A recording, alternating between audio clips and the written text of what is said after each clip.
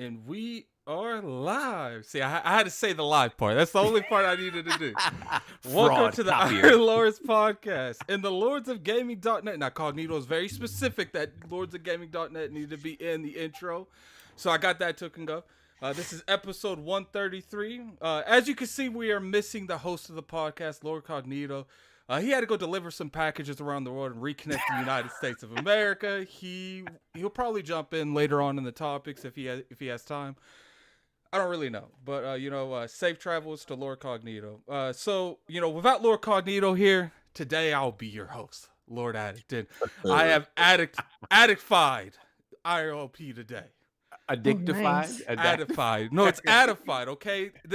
I'm the host. I get to create the word. I say it how I want to say it. Yeah, right. He said, I'm gonna make up words. I'm a Don King this. So we have an amazing show for you guys landing today. We'll start the show with some Stranding. Because actually some people actually played that game now. I keep forgetting the game just came out. We've been talking a lot about a game that hasn't came out, but that's besides the point. Addict, you don't play Death Stranding, you live Death Stranding. Then we have some Gamepass news, or not really news, but stuff that King had to get off his chest. So we're going to let him get that down the road. And then after that, we're going to talk about some leadership changes at Sony. And then we're going to end it with XO 2019 predictions. So we're here. We're joined by a friend of the realm, a supporter of the Lords, a person without question I would share the title of Difficult Game Conqueror with, and has some of the most useful and straight to the point on how-to videos, introducing the person responsible for the Yikes movement, Lady Erica. Hey, that intro. I was worried you weren't going to come with it. Well, what's funny is I went and I watched the old one. And I had to put the yikes, and I was like, Cognito already addressed the yikes, but I don't care. It needs to be in there. So, I got that in there. Now, if you want to go see the, all the premium gems and stuff that LordCognito did, that was originally took place on episode 96. So you can definitely go do that. Now, I'm not the biggest fan. I'm going to give the mic to Lord King David so he can do his combat talk. Wow, this is the worst introductions to people ever. Hi, everyone, by the way. I didn't really get to say that. Good morning. Hi. How are you, Erica? That's Happy great. to be here. Happy to be here. Oh, okay, thanks. How's your day? Wow, Addict. As you can see, we are shipped without a rudder. LordCognito, shout out to the rudder that's out there delivering packages, Death Stranding style. Last night, I hope you guys got a chance to see, because I'm a subscriber to DAZN. DAZN is a sports app that is trying to challenge ESPN. I know it's kind of hard, and Showtime and HBO, but they're putting out compelling content, and they're giving you 50 fights per month. If it's on Bellator, if it's boxing, you got boxing on Tuesdays, Thursdays, Fridays, Bellator on Wednesdays, Saturdays, and Sundays, I believe.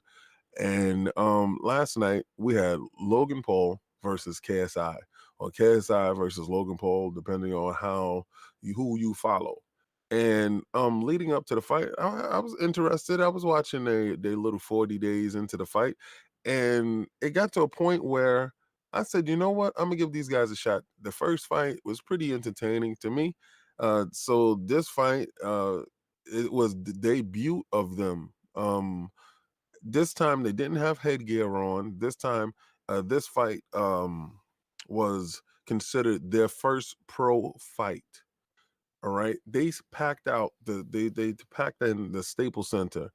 They sold the whole place out. I think that's like 12,000 people. It was YouTubers from around the world. Shout out to every YouTuber, every content creator. The whole card was filled with YouTubers. The arena was filled with YouTubers. It was a movement that I was very proud at seeing.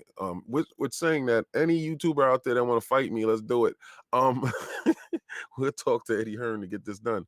But I saw two guys lay it on the line. Now, if you want to go by who actually won the fight, I would say Logan Paul won the fight. If you're going by the rules of the fight, he got penalized 2 points. I thought the ref was overzealous when he penalized him. I don't think the ref knew it was only a 6-round fight, because if it's a 6-round fight, you just reprimand the guy and put him back in there. Or if it's so egregious that you just give him 1 point. The reason why he deducted a point was he punched KSI with an uppercut, and as KSI was going down, he grabbed his head, hit him again with another uppercut, and as he was on his knees, he punched him in the back of his head while he was on the floor.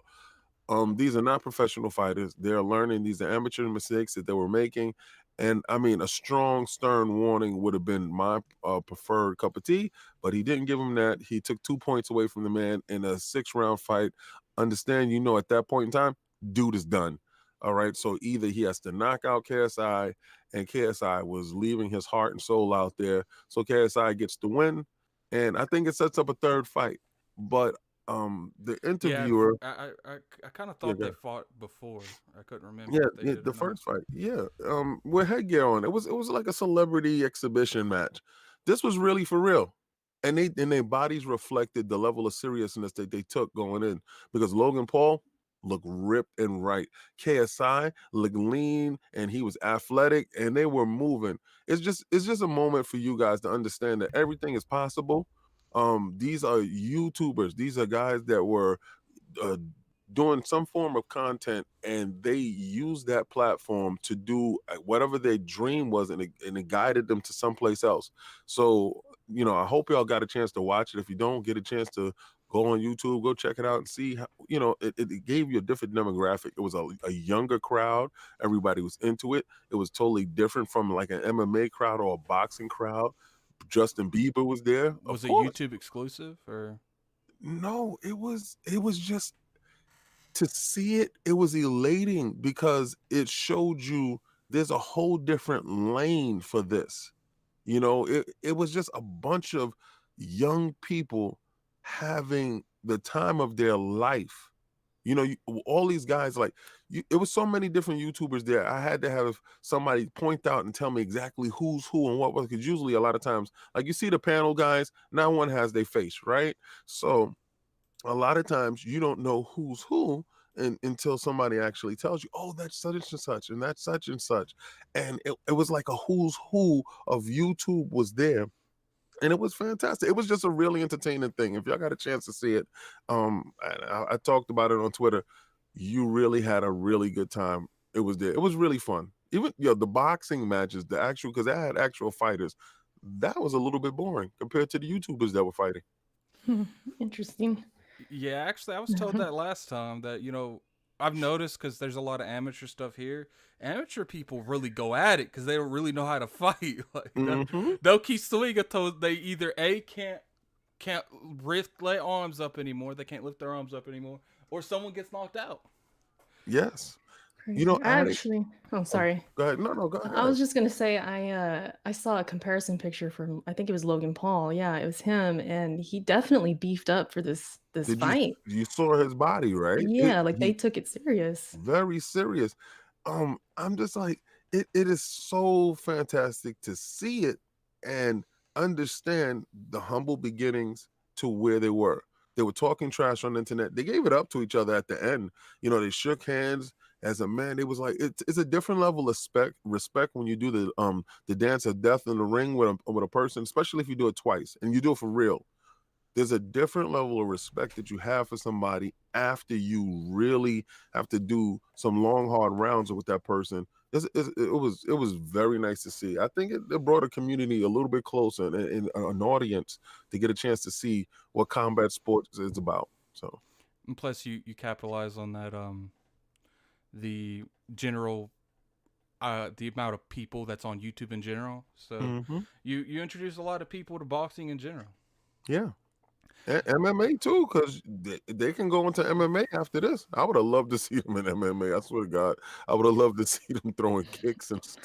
That'd be crazy. Yeah. So just to be clear, yes, I cut Lady Erica a little bit much. So what have you been playing, Eric? It's all good. Well, I mean, we're going to be talking about it. I've been playing that Stranding, so I got some thoughts on that once we get to it. What else? The Neo 2 beta. I need. Oh, that's only on PlayStation, isn't it? Yeah, it's about to end too. It was for 10 days, so I think it's coming up on like the last day. And Yeah. And I Go actually ahead. have intros for the lords. But see, like Okay, go for it. Lord King, he brought up combat sport before the podcast. I wanted to make sure he got that. So of course we have the other lords here. We have the lord that helps me shut down all positivity on the Switch. The person we call when we need something thrown in the bushes. The one and only Lord King. How are you doing? Oh, I'm doing fantastic. I got introduced again. Yay. As he said, throw it in the bushes. Throw it in the bushes in stores today. This man got a t-shirt. Yes, throw it in the bushes is in that Teespring store. As long as especially Phil Dominus Maximus Spencer is in there, go get those. We have some other stuff that's cooking up for you guys. Like I said, last night I was watching a fight. What I've been playing, ukulele. I got a chance, well, Destiny. I finally got that gun. I did that little mini raid lair type of dungeon thing. It was pretty fun. I like the content that they're pushing now. Destiny seems like it's on a roll. I think it's in a good place right now. Yes, it feels in pocket. It feels nice. I'm actually considering using real money to buy stuff from the ornament store because it feels like I'm rewarding the team for what they're doing because the level of content. We had Iron Banner going on with momentum with that raid, the little mini raid layer thing to get an exotic gun, well, along with another raid quest. At no point in time with their life with Activision were we able to get all three things at one time. And still, Festival of the Lost is going on right now. Yeah, It's actually, amazing. after the podcast, I'll probably jump back on that. Me too. Yeah, and obviously, what you've been playing, King? Oh, that right there. And it was one game. Oh, sorry guys, I want to get Luigi Mansion right now. Financially and collective wise, I'm not into collecting games and letting them catch dust. I'm mad that I got Zelda and I didn't get a chance to give it its just due. Gamepass is really going crazy right now. So what I'm trying to do is trying to get through games and then I'm be on to the next game. So I'm not gonna get another game and just let it sit there and collect dust. Black Friday come around and I could probably pick up Luigi Mansions then, but I really want that game because it looks great. Yeah, me too. I played a little bit of Luigi's Mansion. It's a fun game. I dropped Zelda. I dropped it quick. I can't even lie about that. And then obviously, we do have another Lord here. We have the Lord that helps me. I could just read the same thing, Addict. We have the one and true ally of LordCognito, the knight of the Switch Gang movement, and the king of playing games and ignoring Lord Addict's party invites. How you doing, Lord Soft? He in the bushes. All right. Lord, He's in the bushes. is in the bushes right now. But it's okay. Oh, he's more than in the bushes. He out of the podcast. He totally dropped out. All so right, now so, me and Attic is running wild. There ain't no one to monitor us, Lord King. Am I in trouble? Am I in trouble? No, can you hear me now? Yeah, there you go. Yeah, I don't know what happened. Yeah, I don't ignore you, Addict. I just, I just mute you. That's it's a difference. I see you, All right, so what's going on? Nothing much. What you been playing? Have you been playing that Death Stranding? Yeah, I didn't get to watch boxing. I didn't get to do anything because you know what I was doing? I was walking. And walking. All right, no, let's say that's gonna be the first. It's gonna be the first topic. and walking. Yes. and pooping and then walking. And delivering. You can't forget that part. Oh yeah. All right. So before we get to the top, let's get last week's poll. I was originally going to drop this, but I felt like it was tradition that we needed to do it. So last week's poll went through, and the people have spoken. I think that's how LordCognito says it, isn't it? I'm pretty sure. With the mostly positive views of Death Stranding before release, do you think it's possible for a game to be not fun/boring yet still get high rated because of its narrative? And with the majority of 53%, they agreed it's the Kojima effect that there is a little bit of that bias going towards his name. With the 53%, I am not LordCognito. I was not going through the other ones. That is the winner. We'll continue. So, Death Stranding's finally out. We've been talking about this game for a long time. People actually have their hands on this game now. And Lord Erica and Lord Sovereign has it. So I'm going to go ahead and let Sovereign talk about, what's going on with Death Stranding, Lord Sovereign. Oh, Oh God. Let me let out a big sigh Oh, first. a big sigh to start. That's not good. It be like that sometimes. What can I tell you, man? After all the commentary last week, all the speculation about what it is and what it isn't, and hearing other people's takes on it that have played it, obviously, you know us. We have to play it. We have to play it to really figure out if this is what it is. And I have to say that the vast majority of takes that I got from it last week, it kind of still holds true. This is very much, let me say the positives, right? The game is gorgeous. The game is absolutely, it takes that Decima engine to another level. Like, you want to see Norman Reedus on your TV? He's there. Forget about Walking Dead. Just turn this on. Just Norman Reedus. I mean, Well, it's Norman Reedus with some muscles, right? Because I heard that he begged, beef up my muscles, please, sir. They gave him the six. Well, have you seen how much stuff he's got to carry? He better got like a 30-pack, man. He's carrying a lot of stuff. That man carry a building on his back, literally. Like, I've seen the stuff he's carrying be taller than him. Yeah. Absolutely. It gets to ridiculous heights. It's kind of funny. But yeah, like, honestly, man, everything we heard about it. So the story is basically that there's been this cataclysmic world-killing event that has decimated the entire world. But at the same time, what it's done is created this sort of rift between the living and the dead. And so the Death Stranding literally is that the dead or spirits or ghosts are sort of caught in between their world and ours. So they're literally stranded in our plane of existence. And your job is to try to reconnect the world by delivering packages and getting likes for delivering packages. It is the premise. I think they could have done so much more with it action-wise. I heard that there's some more action stuff later on in the game. What I've played thus far is just super boring. It really is taking packages, getting them from one place to another, avoiding BTs in the process, and trying to balance your way there, because the big mechanic of the game as you're traversing is keeping your balance, not falling over, not damaging the packages as much as possible as you go from point A to B. So what happens is that Kojima tries to gamify like very menial small things that you don't need to gamify, like in terms of climbing and stuff like that. And what happens is it makes the mechanics boring, and they're pretty much broken, because basically you can lose your balance depending on how much stuff you have on your back, right? So you have to press a button commands to constantly be adjusting for it. But this is the thing, you can do that, right? And constantly adjust left and right with the L2 and the R2, right? And have this funny little balancing act where you're just swaying back and forth. Or you can just cheat and hold them down the entire time, and you're constantly going to be balanced. What, are you serious? That's what I do. That's what I do. Wow. Thank you. I do that, yeah. You can literally break the game and just hold it down, and you won't lose your balance. So he didn't design around people just holding the buttons in? I don't know. I'm pretty sure that he put that in there for people that wanted to be lazy. Isn't there an easy mode though? I think there is an easy mode. From what I read, it doesn't necessarily change the way like encounters go with BTs and stuff like that. I think it has to do with like the terrain traversal, like, because when you're traversing the terrain, you have this sensor that you can kind of press a button. It'll show you the terrain, and it's graded in terms of how difficult it is to traverse, like from green to yellow to red being very difficult, steep terrain, stuff like that, yellow being medium, stuff like that. And the same applies to like bodies of water and things like that.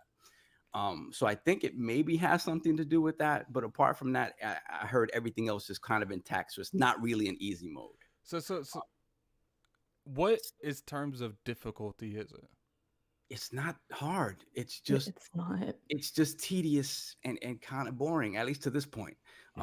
Everybody says the same thing. It's boring. Yeah, it's tedious and kind of boring. And then you guys get on me for loving Red Dead, but the Red Dead world is vibrant. It's alive. Like, there's stuff to do in that world. Like, you run around and kill people and cause havoc. This is not that. This is literally a barren wasteland where you're just going from A to B. you'll run into some enemies every now and again. You'll do the BT thing so when you're going through a BT area, like BTs basically look, from what I've seen so far, they basically look kind of like Frieza from Dragon Ball Z. They have these like long tails and whatever. The way you get through a BT infested area is that you use the baby to sort of and your sensor sort of gives you an idea of where they are, and you basically try to traverse through them crouched as slowly as possible. And often if they see you, they're going to try to grab you and pull you down to their like this nether region, and you can try to fight them off, or if you get pulled down there, there's a thing that you do that you come back up or whatever. Sam never really dies. Oh, and that's pretty much it. I know later on there are some things where you can fight them and I believe even kill them. So I don't know if I'm going to get to that point. I'm going to be perfectly honest with you. Might drop it. I might. I don't know. I'm nuts like that. I may just try to see it through, but it's right now it's tough going. One thing that surprisingly that I won't say that I enjoyed, the story is weird, but it isn't confusing weird. Like I kind of got everything they're trying to say. It's stupid and corny and weird, but it isn't this crazy multi-layered thing, at least not yet, that's not understandable and nuts. And I have to say, like, the acting, the actors are all in. Like, they really are. No, the only person that feels like he's sort of phoning it in is maybe Norman Reedus, and that's Norman Reedus and everything. I have been told almost the little bit of positivity I have heard has been, the way the game looks. Apparently, it's a very gorgeous game, and the way that the acting is, apparently, it's top notch. It definitely is. I give it that. But everything else around it, everything else that makes it a game, and I know we've said this a million times, fun is subjective, but there is such a lack of, for me, the person that enjoys minutia, if I'm telling you there's a lack of fun in this game, there's a lot of red flags.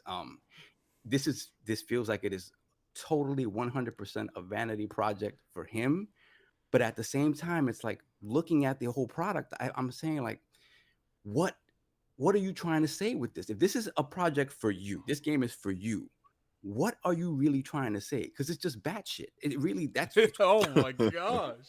it doesn't make any sense. The one overarching story thing that doesn't feel cheesy and doesn't feel kind of thrown in your face, and maybe he intended this, maybe he didn't, is the way that the multiplayer is sort of incorporated.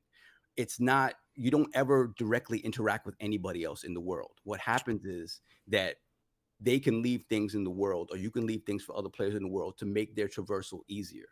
So it's like it has this overarching thing about, social media and how we treat each other on social media. Like a game, like for instance, like there's no trolling here, right? There's no crumb side in DeathStranding. It's just helping other people out. And I think that message is cool overall. But the rest of it, honestly, like he could have told a much cleaner, straighter story and gotten more gravitas from it, especially with these actors, than this weird thing he's trying to do. Wow. So, Lady Erica, I know that you've played a little bit of this. I haven't played nothing of this. I'm not going to even sit here and try to front with you guys. What is your experience with the DeathStranding? I'm going to call it the DeathStranding. The DeathStranding. Mine's going to be a bit different. Surprisingly, I honestly thought, like, when you asked me to be on here, I was like, yeah, I'm probably going to come on here and talk about how I don't like this game. But I'm not going to do that. When I first saw this game, the trailers. Erica trying to be different. That's all that's happening here. No. Trust me. I really went in with like low expectations. Let me put that out there. I really thought, based on the trailers, I was not going to like this game, especially when it came to like the micromanaging, the balancing, all of that. I just figured that's going to be cumbersome. It's going to be annoying. But I always thought, well, maybe I think the story looks interesting. I'll probably dig it for that if I do play it. So I decided I'm going to check it out. I'm going to Redbox it, keep it safe, just in case I don't like it. And all the things you described the game really well, by the way, like as far as like what you do in the game, what you see is what really you get. You're delivering packages, you're walking around a lot. The focus is on balance It's on, walking properly, not falling, not damaging the packages. Can we just please highlight what she's explaining this game is? Like, can we just highlight What? that? It's about balancing your packages, not It falling.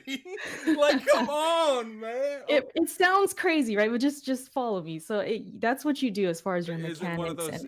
It's so crazy, it just might work. Maybe. But that's like your mechanics. It's the core mechanics. And I agree that it's like these little things that were in games before, all the stuff I just explained.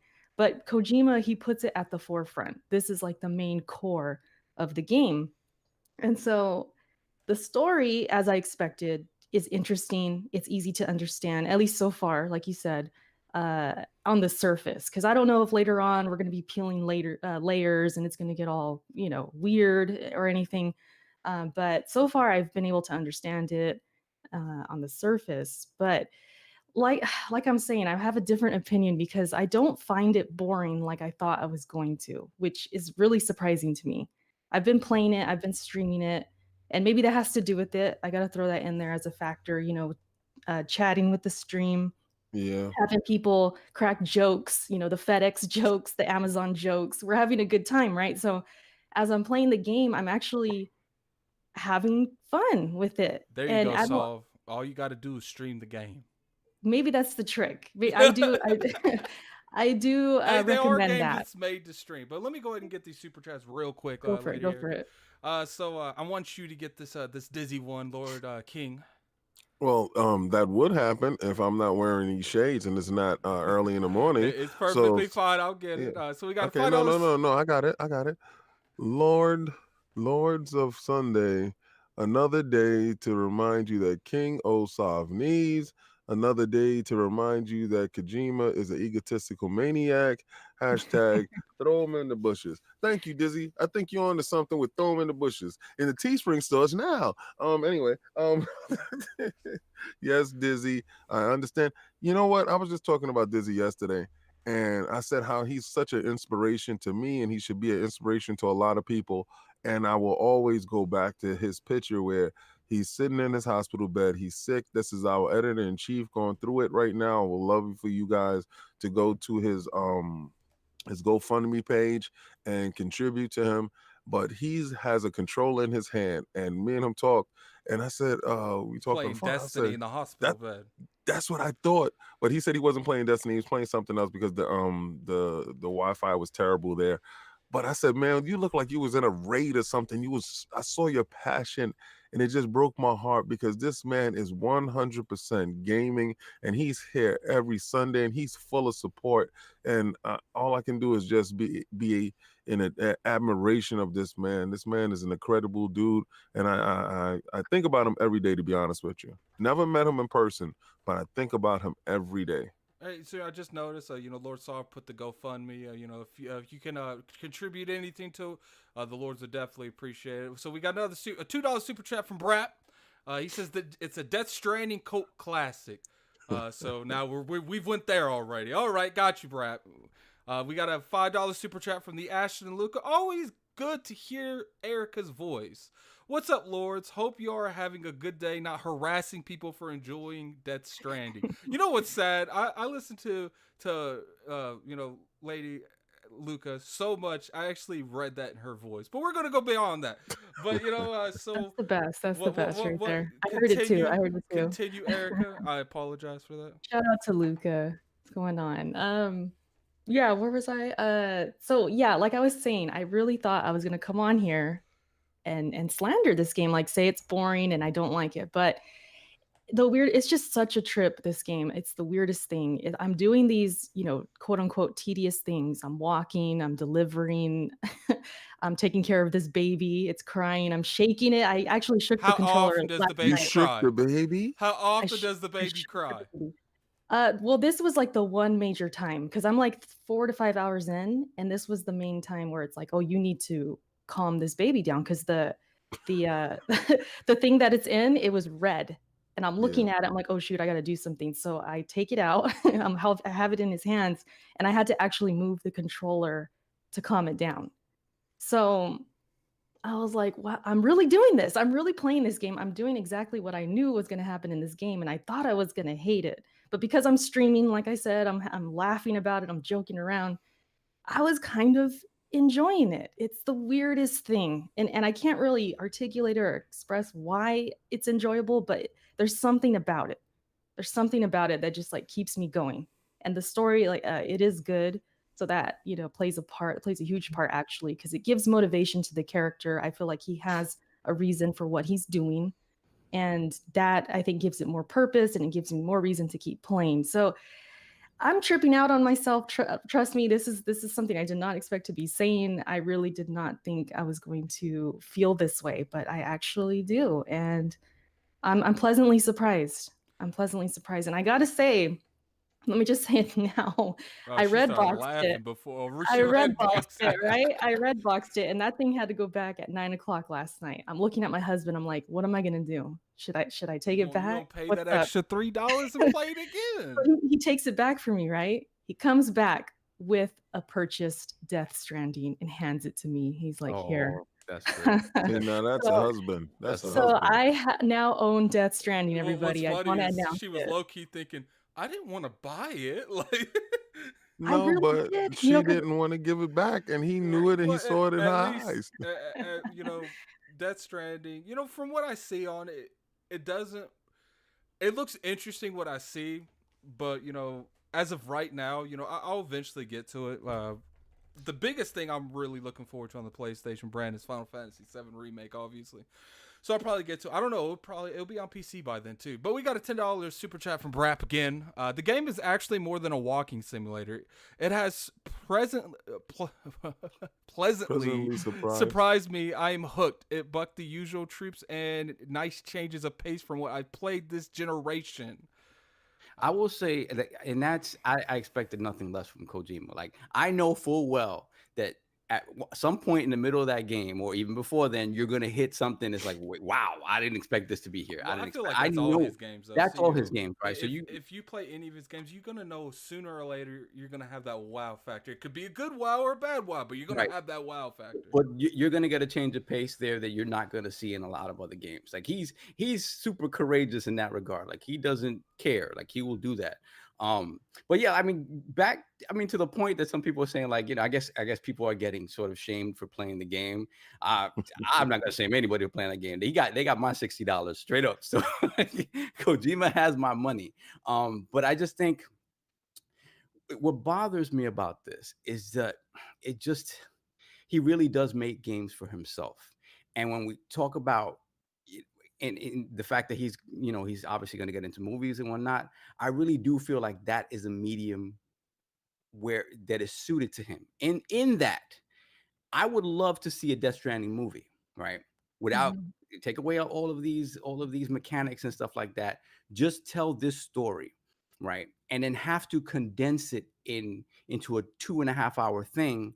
I think would be good for him, right? I don't know that it necessarily be successful, but I think that's something I think if he practiced at, Kojima movies would be fantastic because he comes up with these off the wall ideas that are just nuts and it don't make any sense and it's just stupid sometimes. But in a game, you have, 60, 70, whatever, 100 hours of exposition you have to fill, right? Right. In a movie, if he's forced to have to condense that, I think we can get some really, really special stuff from him. And the man is a legend. I do think that his lane is production, movie production. I do think he can tell a story better than he can make a game.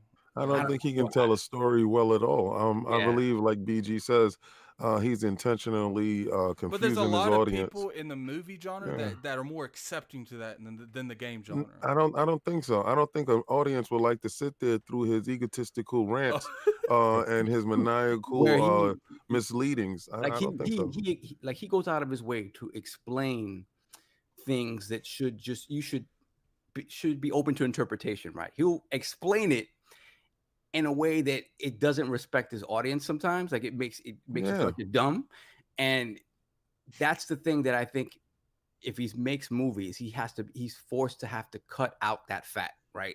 Yes. And come with a story, tell it as directly and straight as you can. And the funny thing is, when you do that, everything else around it sort of picks up the movie, right? We'll pick it up, like the character interactions and stuff like that. See, he makes interesting characters. I don't know that the interactions with those characters are very interesting. They're very sort of stilted and cardboard like, but the characters themselves are interesting. Like he doesn't have any sort of interactions that feel like a Naughty Dog game interaction between like Nathan Drake and Elena or something like that. Not even close. And if he had that, I think you would have truly special products for him all the way around. You guys who played it, what's up with everybody crying, man? Did he get down the crying animation down to a point that he's trying to make everybody cry? What's going on with that? There is a story thing to it, right? There is a story thing to it. It has to do with the time fall, I believe. But don't quote me on that. There is a story thing to it, but yeah, at the same time, he is showing off. I mean, Eric, did y'all see that trailer? Hold on, let me grab the super chat real quick before we continue. We got a $2 super chat from B.R.A.P.S. This is to you, addressed to you, Erica. It says, Erica, do the BTs freak you out? I hate them.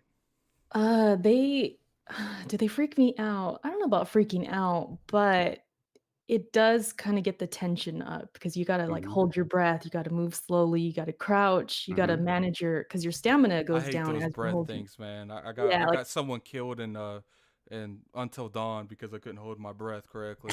Oh man, I got a couple people killed because of that, man. That was a QTE, right? That was a QTE. At the very end, I kept that chick alive the whole game, and it was to keep the still. I used to put the controller down if I knew that was going to call. I cheated. I don't care. But that one time, I remember. I'll never forget. I tried to keep that. It was Sam. I tried to keep her alive the whole game. Got to the very end, and then the animation popped up. Man, I ain't never tried to sit so still in my whole life. And then all I saw was the red show up, and then she got clapped. I'm like, no. Yeah, I sucked at that game. I think I had like 2 people survive or something like that. But no, back to Death Stranding though. It's more like a tense situation, but you don't really die, or there's not really a huge. I mean, I think your packages might get damaged. I think if you do get caught, you can like shake them off as it tries to grab you and stuff. Don't you get graded for how conditions your packaging is? Yeah, it's really hard to get a bad grade. I mean, granted, I'm playing on normal, so I don't know if you play on hard, it makes it like you have to have a less percentage of damage because it gives you a percentage. I'm playing on normal as well, but I think again the cheat that we're utilizing kind of eliminates all of that. Right. So yeah, but as far as the BTs, that's probably been some of the best moments though, because I mean, some people might look at it differently, right? You might think of it like it's exciting, but then others might think, well, duh, you've been bored for the past hour. So of course, when something happens, it's going to be exciting. So who knows what it really is and what's really going on, but it is a moment where you kind of like, you get a little nervous and you don't want them to see you. And so you slow things down even more and it gets, the tension goes up. So yeah. It definitely does. And they're always more than you expect. Like if you throw out your scanner will kind of show you an outline of the ones that are like sort of immediately in front of you. When you traverse right through them, I thought I was in the clear. And then all of a sudden you have like 10 more that appear. That I guess that, it's an area that you have to get through with them. And then the thing is, at the same time, you're also like BB is agitated, so BB kind of starts to fidget and cry, so you have to make sure that BB stays quiet. Like, hey BB. Yo, I want to know when BB get in your throat though. Oh no, what's up with BB in your throat? I was gonna be mad if there was no BB in nobody's throat, but you see that it's actually the same cutscene that they showed from before. So yeah, throat baby is a thing. Okay, that's what I'm talking about. When you gonna throw BB in the throat though? Let's go, baby. Pretty soon, actually. Yeah, you won't be too disappointed. So before we move on from this topic, what's Oh yeah. Hold on, pause. That's right, Bo. You're right. Thank you, sir. Appreciate that. So, do you think that this game is living up to Kojima's name? Well, let me say I don't play a lot of Kojima games. I played Metal Gear Solid 5 but based on like the audience and the fanboys and the hype, because people just praise Kojima up and down, like he's the god to them, the god Jima, right? There you go. God, he jumped in. He's like, did it. Thank you, Yeah, my I mean- fellow camera dude. Let's he came go. running home. My levels are good. My levels are good. Well, Yeah. he in his place and everything. Yo, listen, he bust through the He came to door. He rescue threw the on his shirt. podcast. Yeah, I heard people was running wild in here. I heard Attic was going crazy. It's What's crazy. going on, It's y'all? crazy. Attic was good. Shout out to Hold It Down, Lady Erica. Salute. Hello. What's going on, Solve? King, what's going on, people? Yes, sir. Chilling, fresh off that Dallas flight with the great wedding. You know what I'm saying? Yes. Shout out He done to, got it. Oh He yeah, done that's got right. Shout out to Lady Panda and Yes. Lord SWAT on Lord the SWAT, note. yeah. It was Dilly real dilly. cool. Cognito not want to say it, but that cup has 5 energy, man. He's trying to combat that lag that he just got. Yeah, man. I definitely need a little downtown. Where we at? What topic we talking about? We about to end up the Death Throat Stranding. baby. Oh, damn, I missed the Death baby. Stranding. No, So- we're at the end. You can still say something. Oh, God. He's like, no, we good on that. We don't need to talk about that no more. No, just... No, I Your mean we're at levels the is end. We're crazy at the high. end of You it. You got- can okay. still say something. Okay. I'll bring the levels down a little bit. Thank you, sir. Don't come in here all boisterous like that. Oh, no doubt. So just everybody's consensus was, as far as the people who've played, they just like, they like it. Is it like Solve and Erica? I believe you two played. So like, Yeah. what's the consensus? For me, Yeah. just Mhm. pleasantly surprised. I really thought I was not gonna like the mechanics of the game, just the constant balancing of my packages and walking around and climbing and all of that. And it's surprisingly not boring to me, and it's Okay. interesting. The story's interesting, and I talked about that a little bit. We both talked about it, but it's easy to understand, and so far. And it's just one of those things where it's like I feel like I shouldn't like it, but I do. And I can't really figure out why. It's just sort of like this thing. It's like I want to keep at it. I want to see what's going to happen, kind of thing. I wanted to also say that, because we were talking about movies and how Kojima should get into movies. I really do think this would make a great Netflix series. And I kind of feel like that's what I'm doing. Like I'm playing a Netflix series, and I'm interested in that kind of way. So I wanted to mention that too. All right, Yeah. positive. So actually, the story, which the thing I was more concerned about. Heard what Solve said. Oh, okay. No, I know. I will get this off. I'm gonna get this off. I just was curious because basically the thing I had the most worry about was the story being convoluted. He be on his Lele Lalu stuff, and Erica's saying she's actually good with that. That the story seems good. Now, what's Solve talking about? I was just curious, real quick. Yeah, no, I definitely agree with that. Like the story, it's weird, and there's weird characters and weirdly named characters for no reason. But it does seem fairly straightforward, which is weird to say, but it's true. It seems so far, at least, it's fairly straightforward. If you're paying attention to all the cutscenes and stuff like that, you should not be lost. But I'm not as high on it as Erica. Everything that I played so far, and like I said, for me, the king of minutia, for me not to like it, it kind of surprised me actually. I said I'm gonna like this game, I know, and these guys are gonna kill me for it. And then, I've at this point, it hasn't opened up enough that I'm enjoying what I'm playing, but I may just be stupid enough to barrel through and keep going. For me, I mean, and like I said, for me, like I don't begrudge anybody liking it for whatever the reason, because it does have some qualities that are pretty great. But the moment to moment stuff for me is not doing it right now. So basically, the stuff people were saying with the core gameplay loop was a little. That's what you're harping on. You're not there with it. It's on point. That definitely is on point, and that's objectively what it is. And it's a matter of whether you're down with that or you're not down with that. There wasn't anybody embellishing what the gameplay loop is. It is that. And it's just a matter if it's for you or not. Like I said, but I did say, like, the story, like I said, the acting itself is, I found to be very good, and like all the actors kind of really being all in on their parts. Like it doesn't seem disingenuous in any way, shape, or form. Like Norman Reedus sounds like Norman Reedus. So he may He's sound Daryl. He getting his Daryl on from The Walking Dead. he's Daryl on. So exactly. So he may sound like he's phoning it in a little bit, but that's just him. But everything else, honestly, it has great parts to it. There's things about it that are fantastic. That you know, when it comes to like when it comes to tech and stuff like that, like it really shows off that engine. And just other things that are, for me, are disappointing. Now, last question. I know I'm annoying Addict with this because I gotta ask. I heard the Decima is fire. Though. Yeah, I heard good. Decima engine it looks crazy. Okay. Like you look at that game, you're like, oh damn, Aloy's gonna look fantastic in Horizon 2. Seriously, I thought the same thing. Like that game's gonna look gorgeous. Wow. Okay. All right, Addict. I'm done boring you. I just had to ask those questions.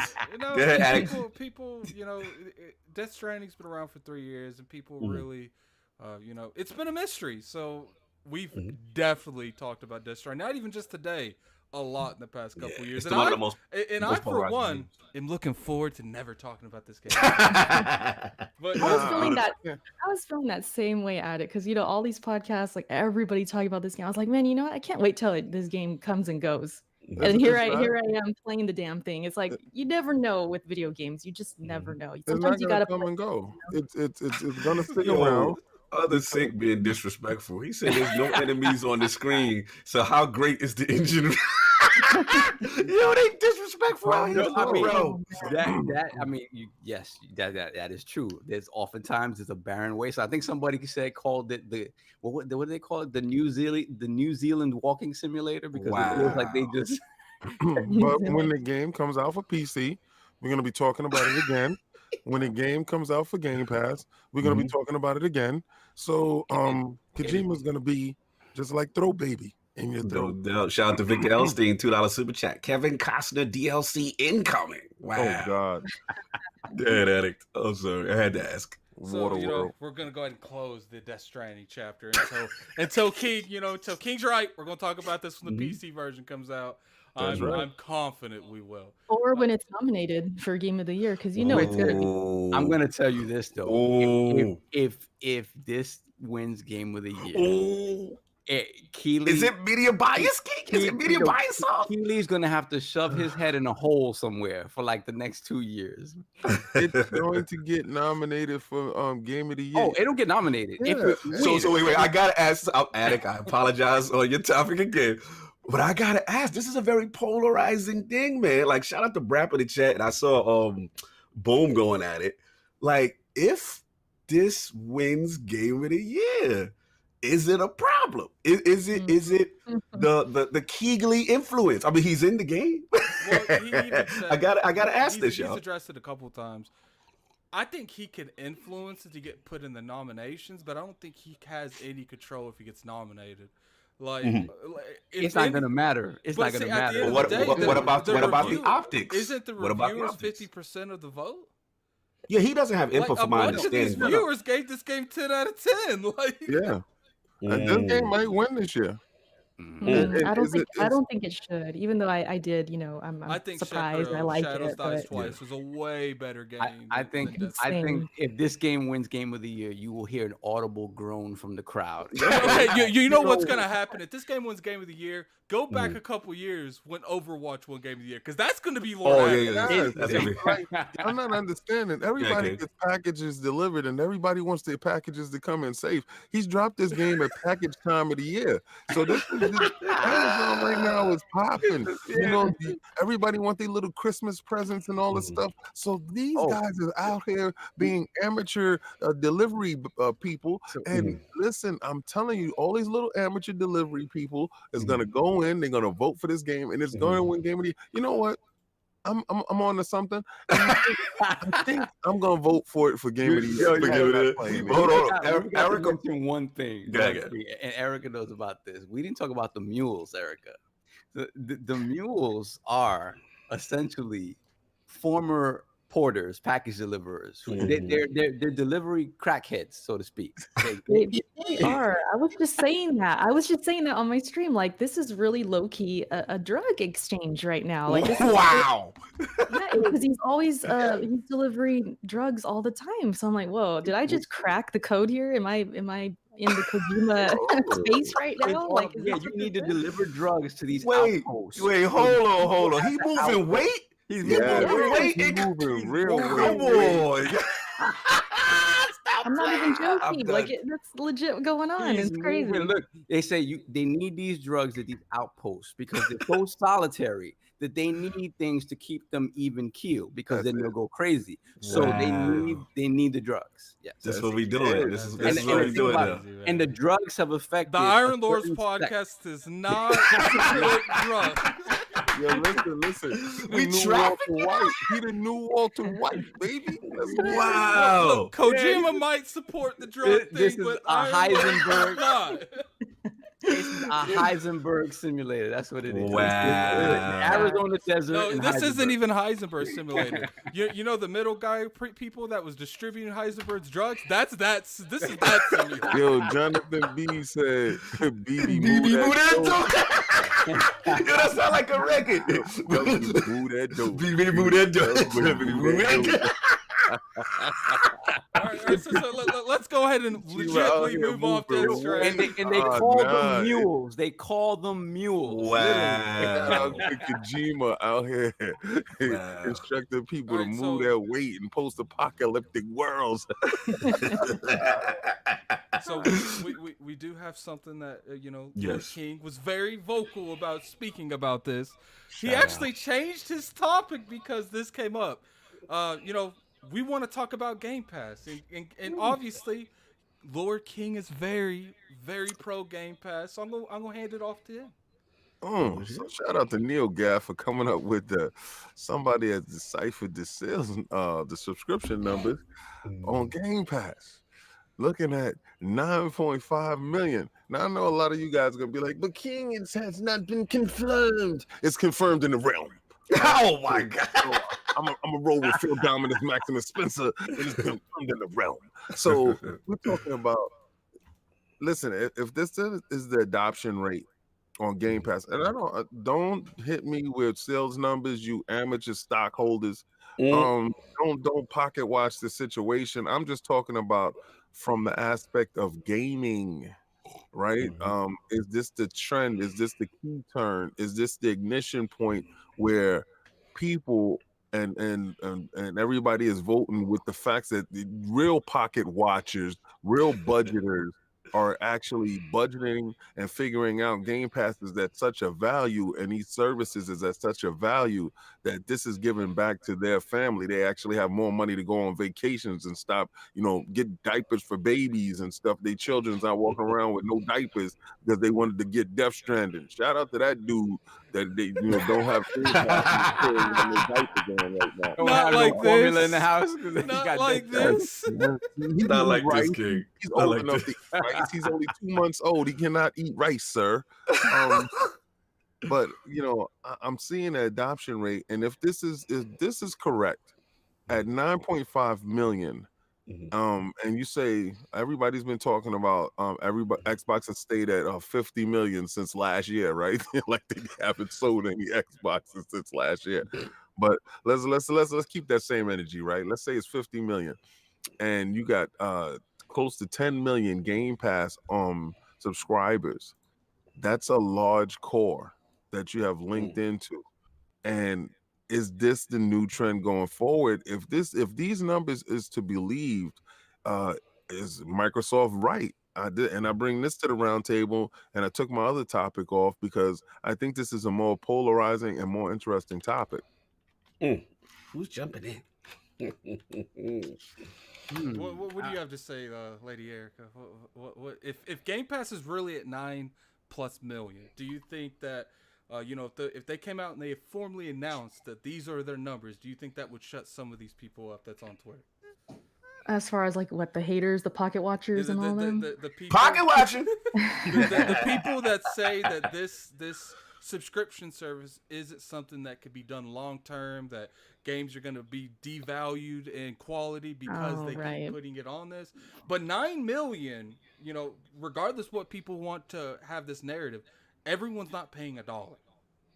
Right. No, yeah, I fully agree with that. I know that's for sure. Because that's just how you start off. And then once you get kind of, into the plan, then it goes up to what, 15 or something like that a month? 10 to 15, depending 10 on to which one you 15.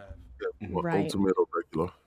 Yeah, I did just come off my ultimate subscription for Gears. I let it expire, but I got on there. And so anybody who really, gets on there, they're not going to be like me to remember to end it. Some stay on it and then they end up really liking it too. So they stay on it for that. So, but for the haters and all of that, I don't know. I mean, I go back and forth with being a hater sometimes, because sometimes I think, well, maybe it is messing up these games, like Gears, for example, who they are on, this terrible plan as far as content and how it's rolling out. And, they're trying to do microtransactions and things like that.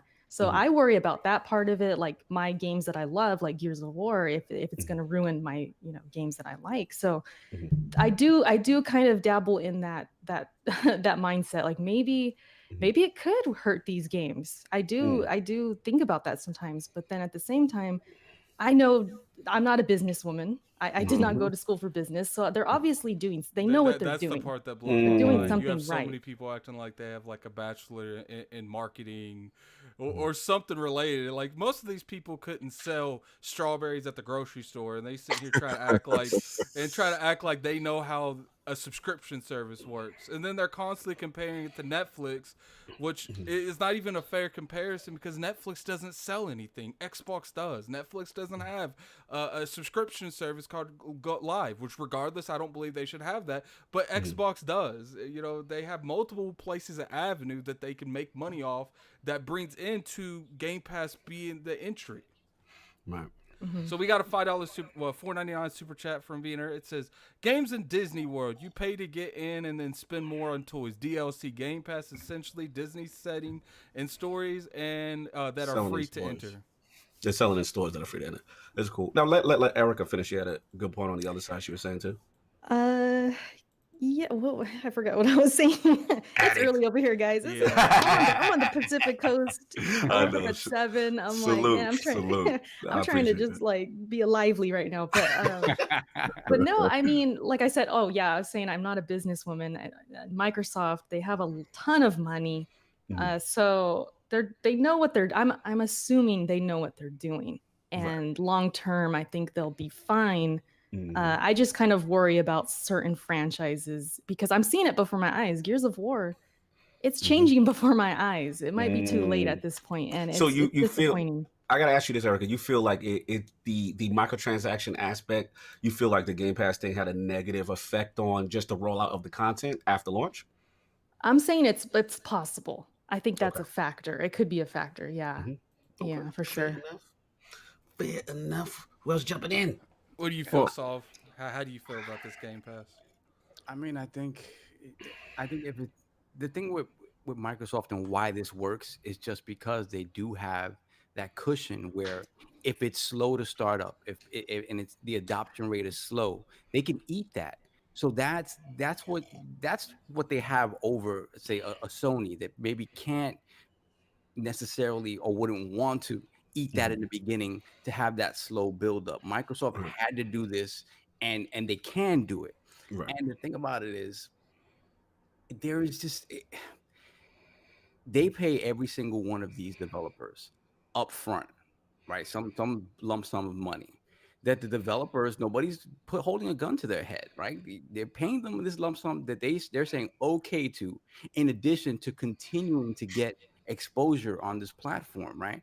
And it's just, I think the exposure is what matters the most because it keeps it in the public conversation long after that initial 2-week period when a game usually makes the most of its money is over.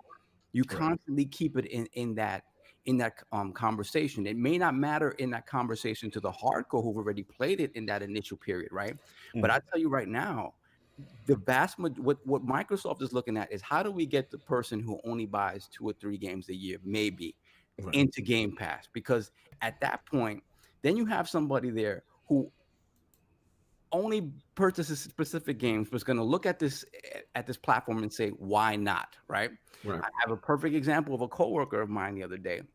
She was looking up Dying Light, the enhanced edition for her son. She was going to buy a physical copy, right? And it's not in Game Pass. I thought it was, but I mentioned Game Pass. I was like, have you heard of Game Pass? And she's like, no, what's that? I'm like, well, it's a service that you can pay either $10 or $15 a month, and it folds everything in. And when I mentioned Ultimate, because he's not a PC gamer, but Ultimate, because of the fact that it includes live, she was super interested. Immediately went and bought a year's worth of Game Pass, in addition to buying him a physical copy of Dying Light, the enhanced edition. This is somebody who, under no circumstances, would have found this, known about it, any way, shape, or form. Now is probably in for the duration, because she says, like, his regular Xbox Live just gets taken out of my account every month. I don't even pay attention to it, right?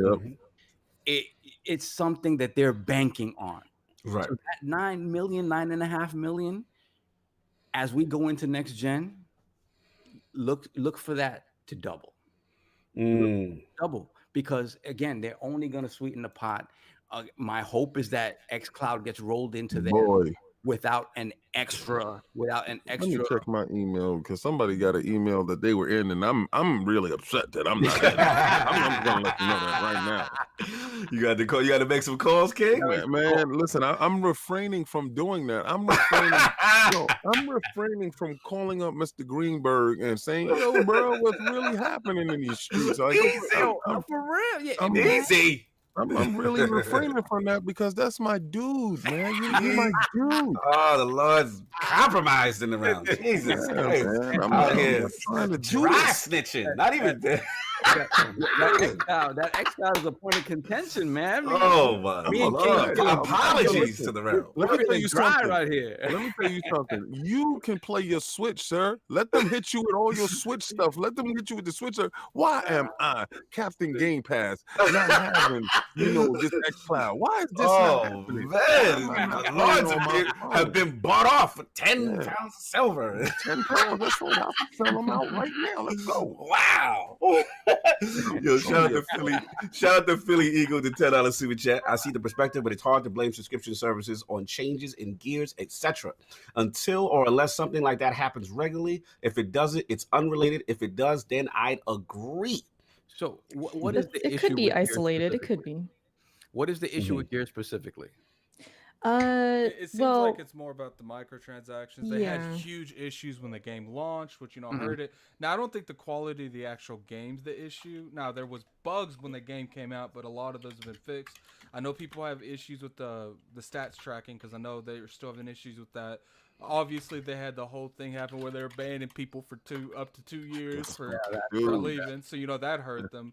And then it's gotten to the point with the cosmetics of how you unlock stuff in the multiplayer. People want the loot box stuff back from Gears 4. So that's how bad it is. That should tell you everything, that people actually prefer the loot boxes. And we complained about those a lot in Gears 4. But to say, I'd rather have those, that's bad. That just tells you. And all of this I feel is extremely fixable. Like, go towards a little bit more of the Destiny route where, as much as I hate to say this, I complain about Eververse a lot. But we could have the Gears way where you literally have to pay for everything. It's looking nice. I mean, Eververse is looking if they nice. did the Eververse route where you have a season, you could get stuff from the previous season for the silver, but for a lot of stuff that season you have to buy. Also, shout out to. Okay, no, go ahead. I was just gonna say, as a Gears fan, I'm gonna throw this in there, and this is just kind of just how I feel about the franchise. They casualized it a lot, and I remember hearing from, I think it was Rod Ferguson or one of the developers saying, we want people to log into Game Pass, see our game, and check it out. And they really wanted to make this game for everyone, which I understand. So I mean, it makes sense, what but terms do you think was casualized? Like, do you think it was the overall multiplayer gameplay? It's like this feeling of like participation trophies. You get eliminations for assists now. You don't really get to know exactly. Like the whole industry is moving that direction. Like, that's true. That's if you true. get a participate, like I like in Battlefield how if you get like, I think it's 80% of the kill. You get the kill too. Because nothing irritates me more than literally laying someone down in Destiny, and then Sinister pops up and shotguns him. Like, so I understand. Like, something shouldn't change. And, But Right. in the world, everything is. We like to look at ourselves as the end all be all. We are to 10%. Yeah. We're trying to get that other 90%. And just like we saw the fight with KSI and Logan Paul, they packed out an arena, and these guys are not the 10%. Right. They represented the 90%. The 90% was those people that were there. So for him to say that he wants people to look at his game, he wants more than that 10% piece of the pie. He wants that 90%. He wants 100% around the board. 10% for you guys that want to hide behind cover and pop people in the neck. But what about that guy that don't get that kill, but he got that assist? Let's keep that guy engaged. So the level of changing that's going forward. The only people out here crying about, Gears has changed in any form or fashion is these hardcore sweaties.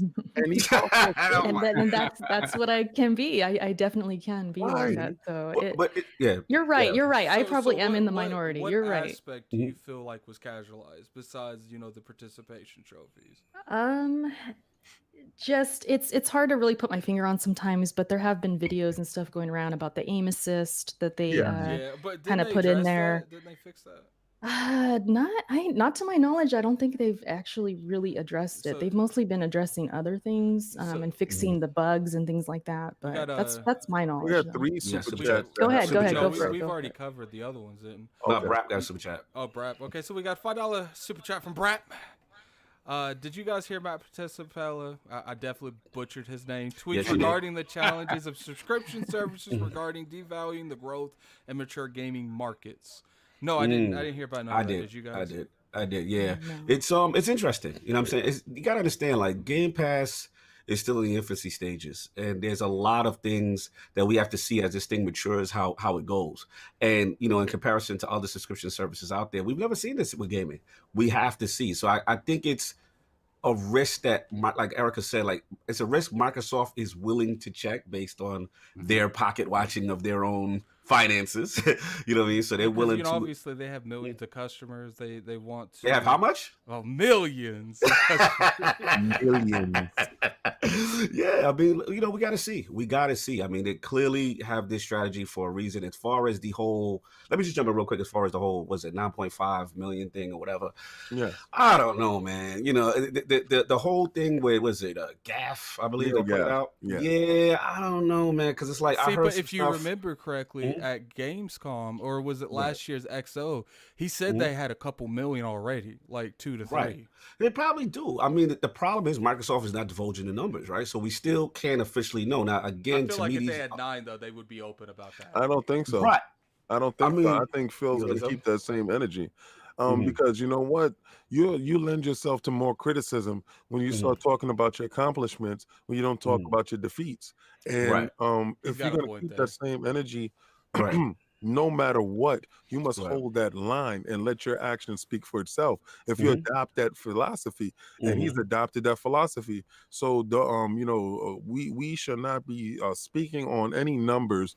Keep that same mantra, because if at any point you change, you are going to be vilified in ways that you have no idea. But see, here's the only thing I disagree with is that I hear what you're saying with that. And I was fine with that when they took that approach with the MPD stuff. They're like, look, we ain't doing this console style stuff no more. We're going to do engagement, right? Game Pass is their number one thing for engagement. And then it's like, yo, now we're not doing engagement. So why? I guess my thing is, again, I'm cynical. I'm skeptical of always. I'm not saying they're not doing well. They could be doing exactly what you say. But I would just like to have that transparency. No, okay. Subscription numbers is not engagement.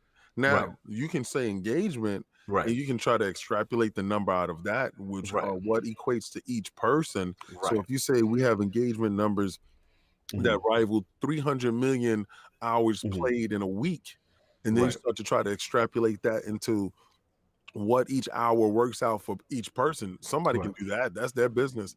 I don't think they take away from that I think that will be announced as far as the engagement level, and it will give you a percentage on the uptake and what people are actually doing inside Game Pass to show you the positive results. But at no point in time do I think they divulge the exact number of how many people are actively subscribed to I Game hear you. Pass. I hear you. Let's I go ahead guess and take care of these, the super chat. Yeah, I'll take it to super chat. Then I got one more to say after that. So we got a $20 super chat from Cat Daddy Fat Stacks. Bought my pops a year worth of Game Pass Ultimate for his birthday, and I haven't gotten a call from him since. He's been locked away in his man cave gaming. Guess who earned his big piece of deep fried turkey this Thanksgiving? You know what, Cat Daddy Fat Stacks? Salute. You're definitely on to something. I hope you enjoy your fried turkey, man. I don't think we eat turkey like that, but deep fried. Yeah, we got a $2 super chat from Hustle Motivate. Glad to see my OG Erica with the Lords. We're glad she's here too. Shout out to Hustle. All right, Hustle and Motivate, that name. We got 128 people, man. Here. Definitely appreciate everyone from showing up. Definitely hit that like button if you guys don't mind. Try to get that above 100 before the end of the show. Yeah, man. Like I said, I've always on the side of transparency. So again, when the opposition is doing it, I just would like Microsoft to do it. You know what I'm saying? Now it's up to them, of course. You know what I'm saying? But again, do we really know the hard and fast numbers? I don't think so. You know what I'm saying? So to me, this is still all speculation. I think it's a great service value for the gamer. Like I told y'all before, I don't care. I ain't pocket watching. It's better for me. It's better for gamers. So let it continue. You know what I'm saying? That's ultimately where I'm at with it. Yeah, I'm with that too. It's good for us. So I mean, what are we worried about? But yeah, you definitely have people out here like, why are you so cheap? I've had people tell me that on Twitter, like, why don't you just support the game? Go buy the game. You're cheap. I'm like. I can play this for $1 on my PC. You're telling me to go out and pay full price? What's funny is what? They're mad. Lady Luke actually brought that up in Scumcast yesterday. She said, you have one spectrum of people calling me cheap because I have Game Pass, and then you have one spectrum of people, the same people, saying that I'm gold chain gaming because I'm buying the Elite Controller too. You can't win. You can't win with some people. You really can't. You know what? I'm going to be cheap, and if that causes that way, listen, I'm fine with it. I don't think there's anybody on this planet that can call me cheap. Cheap, but if I see value in something, I don't care what you think. You can keep up with me in Game Pass. This is what I'm gonna tell you. I'm gonna go get those 200 games for my little $14 a month, right? I'm gonna do this, and I want you to buy all 200 games to keep up with me, man. Come on, let's keep. You know what it is? Is like we always argue a point that we come from, right? And you don't step away from it and say, all right, what is the person that isn't the hardcore gamer? How do they see this, right? Right. And I think that is what they're looking at. They know they have us in pocket. They're worrying about how they get everybody else in pocket.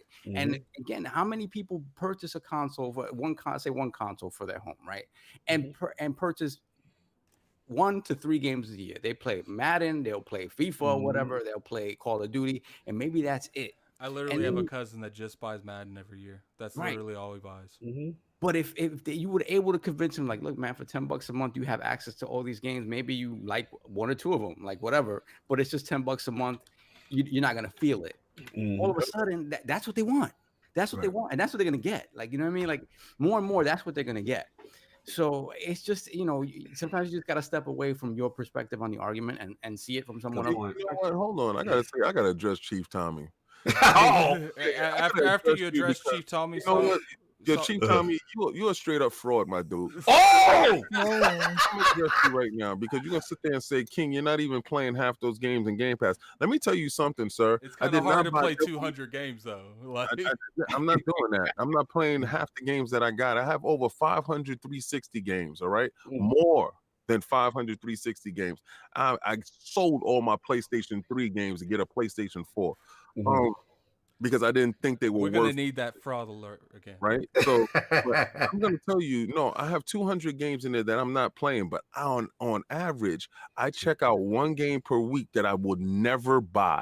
I would never sit there and put a quarter, a nickel, dime, or penny into this game. I was never buying ukulele, sir, and I'm playing it, right? So Who did that for me? Phil Dominus Maximus Spencer, sir.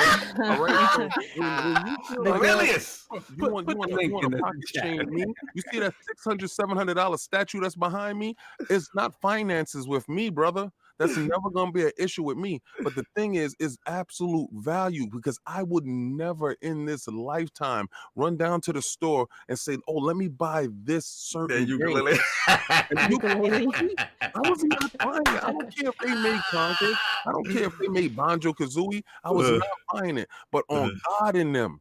When I saw it inside Gamepass, I downloaded them, and I don't know who them is, but God knew I was playing it.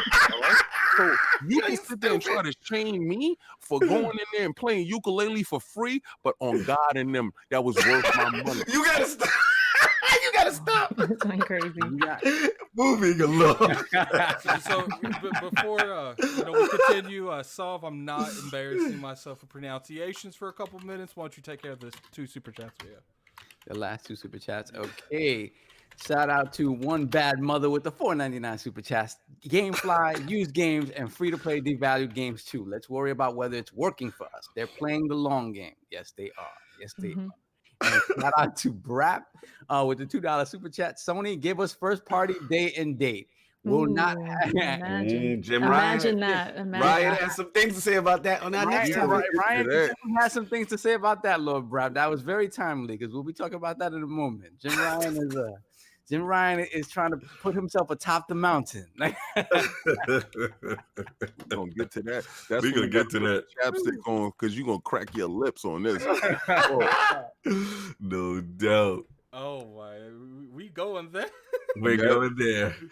We going there. We're gonna throw That's a perfect segue for you guys. Perfect segue. Let's hit that. Yeah, obviously, let's go ahead and get this. I can't stop laughing. All right, give me a second.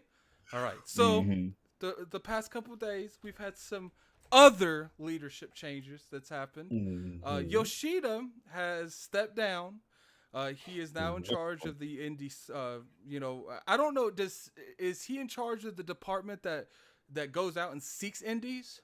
He will be leading a new company initiative designed to support independent developers. That's going to be his new role. So because that guy stepped down. Because just Gio Corsi left. Right. And I would not say Gio Corsi's position was not at the level that ShuheiYoshida's position was at. We'll say that. Right. So what I want to ask people is, do you think that all of this changing of leadership is going to affect the PS5? And if you do think it's going to affect it in any way, how would you feel like it would affect it? Or maybe you just don't feel like it's going to affect it at all. Maybe you feel that they had all their ducks in a row before they started doing these. Because I feel like when you have a change of leadership this drastic, because this isn't just one person. Right. He's still in the company, but he's not in that position anymore. And, you got a lot of the people that really were responsible for the PS4 era. They're not there anymore. They're not even in the same position. Hashtag not my Tony. So let's start with LordCognito, because I will never be able to pass the torch to him, and I'm gonna do that right now. All right. First, before I get started, we got 2 super chats. Shout out to Cat Daddy Fat Stacks. King backed him into the bushes like Homer Simpson. And then Smitty Smith with the $5 super chat. On God and him. King, I think you're on this song. Brad with the $2 super chat. Erica, we need to have you as a guest on Brad. Brad, how you gonna be promoting? Shout out to Brad for using his platform. God bless you, shout out for Brad for getting his poach on. Everybody's trying to get into the free agency Erica sweepstakes, it seems. We'll talk, Brad. We'll talk. He got to hit you up in the bag, Erica. Hey. We'll talk after the show. Oh, damn. Deliver it like Kojima delivering that. Oh, man. Shout out to Brad for shooting the shot. Anyway, yeah, it's a lot going on, right? So we got, Hulst? He was the co-founder for Guerrilla. And now, he's going to be running things, man. He's best known for Killzone, Horizon Zero, doing all that good stuff. And then Yoshida now going to the independent developers. So that's pretty much a new role for him. I was taking a look at Twitter and some of the Sony base to see where they were coming at. And a lot of them are very positive about the move. They're saying that, for the most part, they're saying how Sony kind of dropped the ball with indies since the start of the PlayStation 4 generation. Remember when they came out the gate like super hot, you know, it was all about the, you know, reso guns and all that other stuff. And then they kind of went away from indies. And if you look at it at the beginning, Xbox really wasn't about the indies. And then now they're kind of in that spot with Charla and IO at Xbox and all that stuff. So that's the first thing. And then, HermanHulst, you know, people feel that's a good fit too. They said he was with Sony for a long time. They said, most importantly, also, I don't know if responsible for Decima, but, you know, he's one of the people that helped shepherd it. And Decima looks like they're going to really be relying on an engine for PS5. You know, for me personally, the vibe I get, if you listen to Jim Ryan, he had a great interview at gamesindustry.biz. And the vibe he's talking about was that there's 3 PlayStations, that it was always the US, the European, and the Japan. And they all operated as separate entities. And now they're trying to do this globalization centric stuff. And, you know, now, like a lot of people say, hey, if it wasn't broke, why not fix it? I know where you're going at it, because a lot of people feel the same way. You know, it's going to remain to be seen. I mean, I do agree with him that they needed to be centralized. I do agree with him that, you know, what Xbox is doing is really competitive coming into next gen. And I think they're positioning themselves and putting their feet on the pedal. The only thing I'm concerned about, where I probably agree with Attic and King, most likely I think I'm going to agree with them, is that I always get nervous when it's this amount of shakeup. Like it's one thing, okay, one person, I got it. It just feels like the last 3 ILPs, we've talked about someone leaving, moving, shifting, changing, right? So all I can say is I hope all this infrastructure stuff pans out for them, because this is a lot of turnover. This is a lot of upheaval. That's another Sony dude leaving. Perfect timing. Perfect timing. Shout out to the peel off of a highway right across the street. See, little King's face when he said that. Perfect. That was so perfect. He looked behind him, had that big smile. Like, did you see that? It could have been better timing. But look, you know, we'll see. I mean, on paper, it sounds like the right move. But I have to see. When there's this much turnover at the top, one leaves me a little concerned that they have everything on deck for PlayStation 5. Let's get that super chat, because let me first preface this. I'm not gonna read it. I'm gonna let Cog read it, because yes, Cog started this. But Jonathan B has been with us and engaging in our chat forever.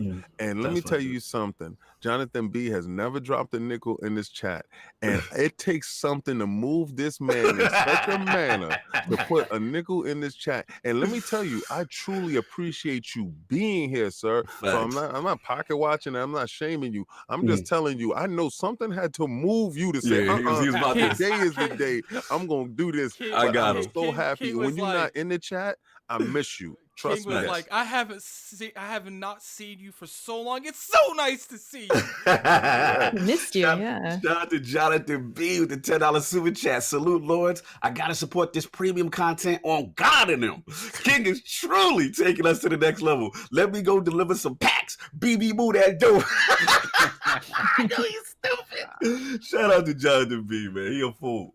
Don't be doing those verse things, man. Before you know it, they're gonna be asking me to do that. I ain't doing that. You gonna get Smitty Smith? Who got Smitty Smith? No, I'm not. Soft, get Smitty Smith. Shout out to Smitty Smith with the $5 super chat. I thought you were saying something else. Hold up. Didn't Sony say they're just focusing on only AAA games from here on out? Yoshida new job is indies? Yeah, he got the bushes. Damn, he fired. He in the straight bushes. Shout out to In the Bushes in the stores right now, where you can find a lot of Sony execs in the bushes. Wow. I'll put the link in the description. Are you saying the entire Sony headquarters is built in the bushes? When it's my turn, y'all better buckle up, son, because I'm about to go in on these dudes. Good to you, man. But yeah, that's all I got. Let's get Lady Erica in some.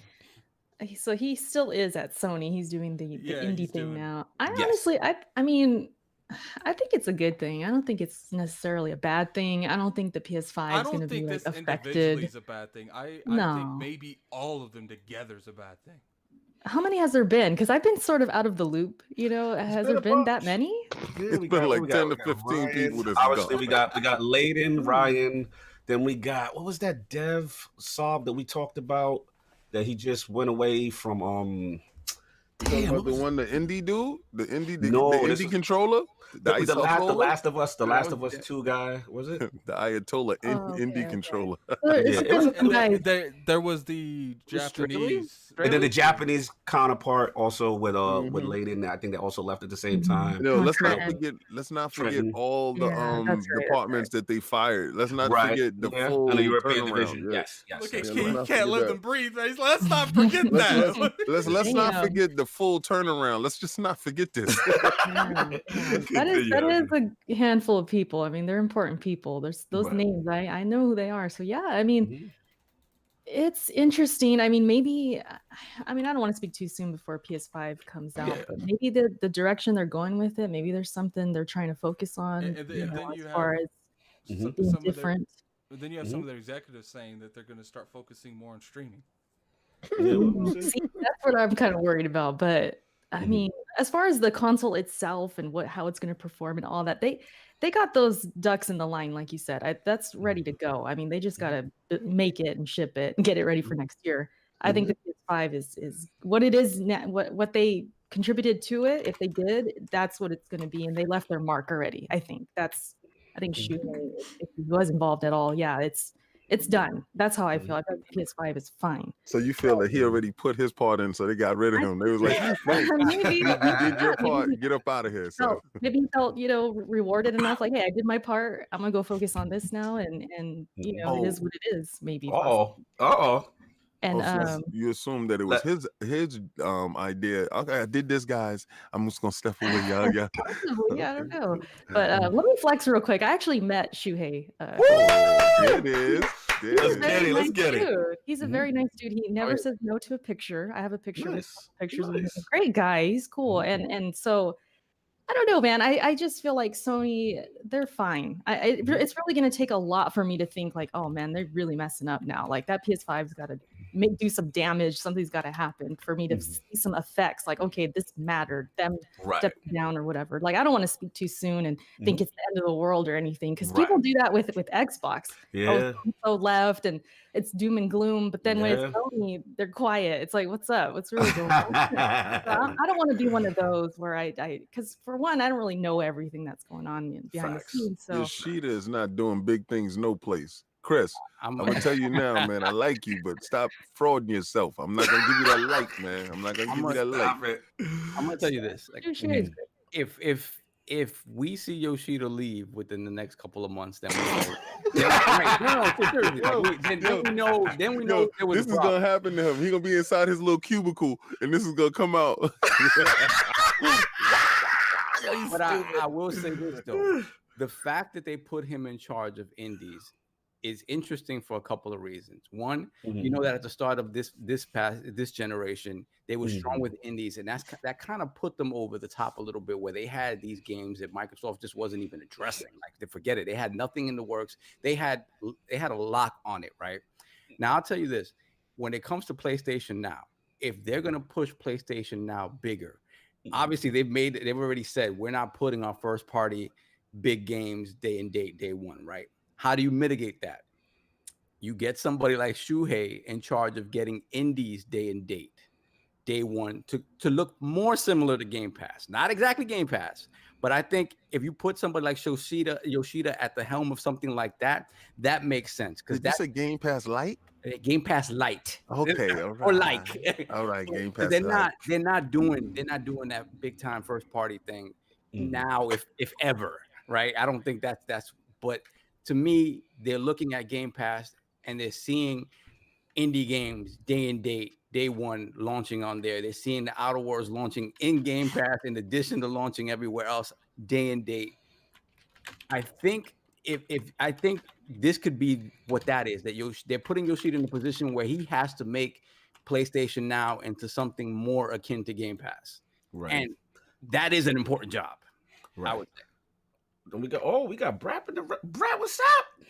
The jump run. That's the stuff. I want to thank Lord Addict for the invite. And let me tell you something, guys. I put down DeathStranding to be here because I'm a huge fan of the Iron Lords podcast. But more importantly, I wanted to introduce myself to your guest Erica and Hello. personally Oh my extend. Oh my God! I see what's going on here. Okay. Recording going on here. There's a lot of. This- Is this the this- free agency signing Yo, period? yo, Cog. Get your agent, Erica. Get your agent. Don't speak until you get your lawyer. Get your agent. I need to call This up. is All right, more hold on. egregious than my we have a undead. super. We have a super. Yes. Chat. We have a super chat real quick. Now I did put Erica. A couple people are asking her. Her YouTube is in the chat right now. We have a $5 super chat from Dizzy. Sony has one meeting with Overseer Sith Lord. I'm definitely not trying to butcher that. Satya. When it starts firing and rearranging everyone, everything is going according to plan. No doubt. But let's get B.R.A.P.S perspective, man. I mean, obviously we've seen a lot of shakeup going on. You know, people changing role. Yoshida's got to do a role. You know, B.R.A.P, where you at with everything that's happening on Sony? Are you concerned? Not? So, you know, it's a good thing. Where you at with this? I'm not really concerned. I think one of the big things that Jim Ryan said is like complacency is a killer. Like he said that, historically speaking, there's never been a back-to-back winner, if you will, for console generations. And the fact that they recognize that, and he talked about, hey, we can't be complacent. I think that speaks to a lot of the moves that you're seeing them do right now. I think that's the PS3 era speaking to them.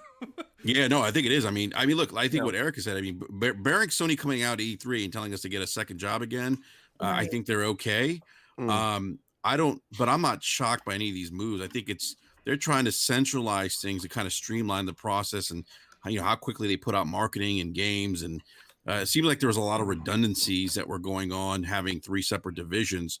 And let's face it, like Sony is a global brand. I mean, they'll still have those regional, figureheads like in Eastern Europe and the US. But this is a global brand. And I think it sort of makes sense for them to streamline this as much as possible so that they can pivot if they need to. I mean, I know we joke around and I said it earlier, the super chat, like Sony needs to put their games day and date.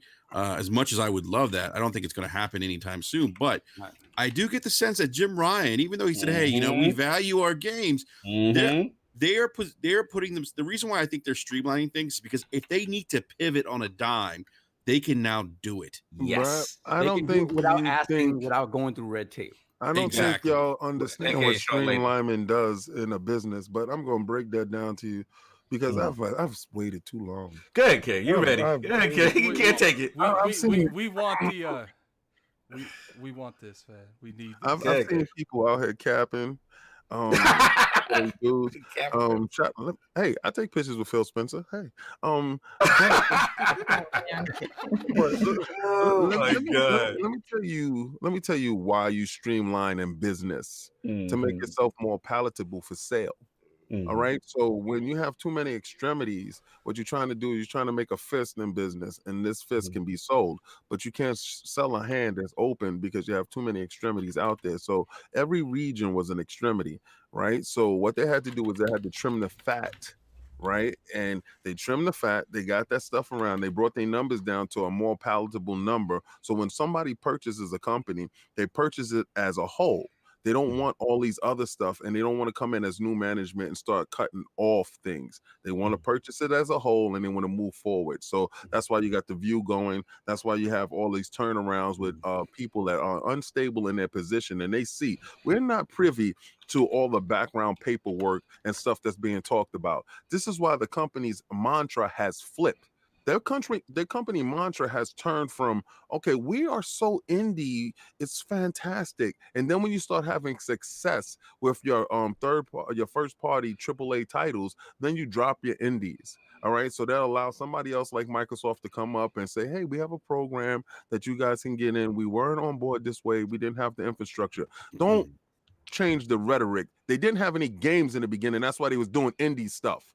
Then when they got the games, they dropped these dudes like a hot potato. Y'all guys. Oh man. Oh man. Not like this, King. They said it. They said it. They actually said. I think it was Jim Ryan who said it. Like it was like, yeah, we focused a lot on indies in the beginning because we needed time to get our first party up. And then acting like I'm lying. They actually said something to that effect. Yo, what kind of Kool-Aid are y'all drinking? How much turnover? King, it's not a bad thing for them to focus on delivering content. I mean, like, you know what? Like, would you rather not have content at all and wait for the first party? Like, what do you do? You know what? Microsoft came to the table with a whole bunch of games. This is not about what Microsoft is doing. Let's not lie here. All right, they didn't have any first-party games to push that system with. They had one. Let's just be clear. We talk about the start of the generation, right? Right. Okay, so you're talking about. Oh, okay, you're talking about at the beginning when these guys had, when Rise and Dead Rising 3. Well, we did have Knack. Right. I'm done. You're gonna have Knack again in the beginning of PlayStation 5. You're gonna have Knack 3. But this is it right here, guys. I'm concerned when I see this much level of turnover in any business. This is a business. When you see this level of turnover from the top down, it's not just okay. They changed out this guy or that guy and they're rearranging.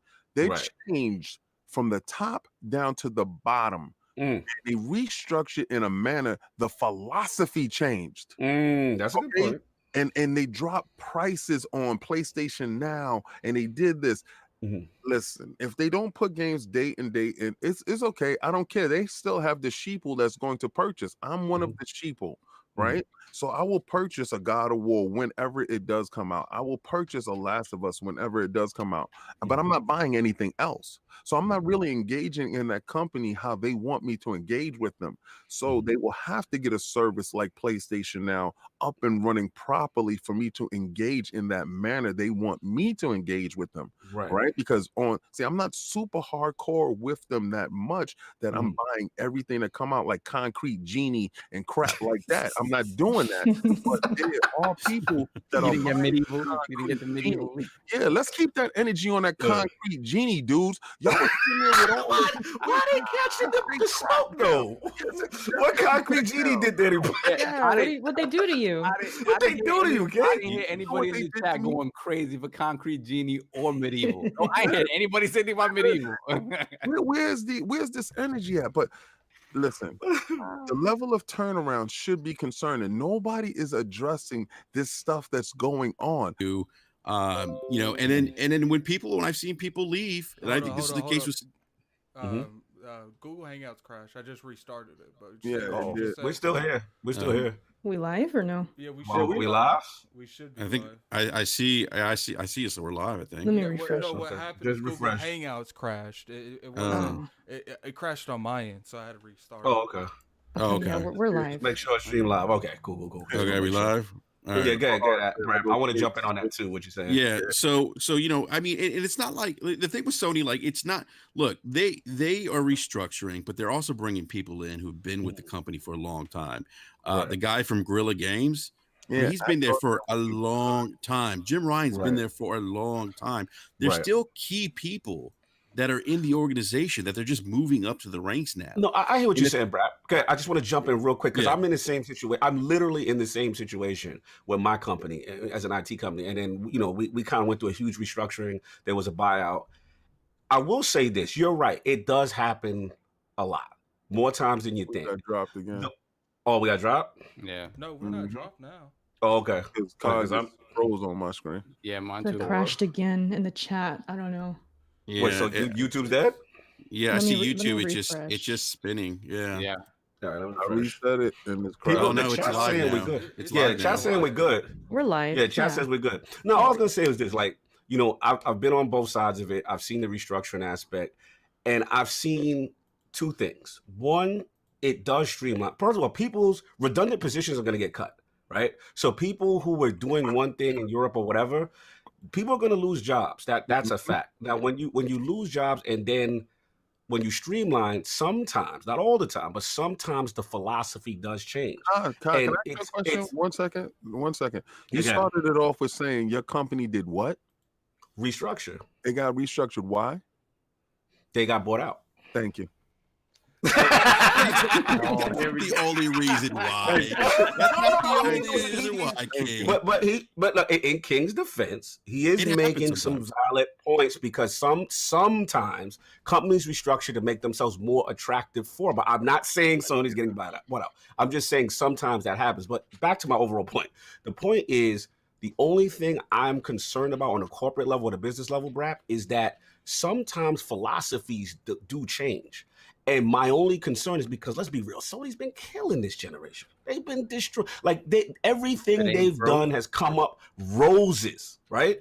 So my only concern is, why necessarily change so much right at your pinnacle? It could be the greatest move ever. It could position them to be competitive and dominant once again. And my speculation could be unfounded, but I always concern myself when you have someone that's leading in the fashion that they are to do this much changing. I always say, hey, I hope this is the right thing. I hope this is the right direction. That's all. Hey, Cog, real quick. I think that a lot of this has to do with, and just my opinion, I think the change that we're seeing, I think this is a response to, you have some new players in the gaming space now. We have the real Phil, who's giving us Stadia. The real Phil. Yeah. Phil guy. Yeah. We have Stadia that's launching in like a week and a half. And then we have Apple, who's kind of stepped into the game. Did you purchase? Oh my God. No, I'm not getting that. They can't even get hang you're not getting it, but you out here toting, you running around with a flag. Yo, flag on the field. I gotta hit you with this. Flag on the field. You out here yelling all this dude name and the real kid and all this other stuff, and you capping for this dude, but you ain't buying this stuff. I gotta stop you right here, sir. Let me ask you guys a question. When King was talking just now and going on his rant, was anyone else seeing things in Xbox Green, or was that just me? My vision. That is a known quantity. My vision. That's a known. That's a known thing, Erica. I'm the one that named Phil Dominus Maximus Spencer. To be a I heard. Thank you for your astute observation. Hold up. King, you have to tell her the next ascended name. Oh, Aurelius. I told her, soon to be Aurelius after he conquers this next generation. Oh my God. But Continue. You brought up something though, King, like, because you brought up the beginning of this generation, right, where they focused on indies. So if Shuhei is going to focus on indies, does that mean next gen's going to start like that? Like, listen. Did you figure it out? The man already bent the knee. He already told you nobody ever wins this second time around. That's done. You're finished. You're not winning. I love when King extrapolates. Yeah, I'm gonna say this, and we talked about this on So King, just out of curiosity, let's get off. You don't, and go back to Cognito's point, dude. You cannot. You can change for the sake of change when something isn't necessarily, at least outwardly, broken. Right. Doesn't make a lot of sense to me, because if you're following in Microsoft's footsteps, and you're looking at what they're doing and saying, yes, I'm reading the tea leaves, this is where we're going, it may work for Microsoft. I don't know that it works, and we said this before, I don't know that it works for Sony. Sony has always thrived as a result of being different than Microsoft. Always thrived as a result of being different than Microsoft. What happens when there's parity in every single level, in terms of console power, in terms of at least output of first-party output? Forget about streaming. We do know streaming it's not power that has been established. So this is the thing. Is that the right move? Oh my God. And it goes back to Cog's point. It's like when you change philosophy, right?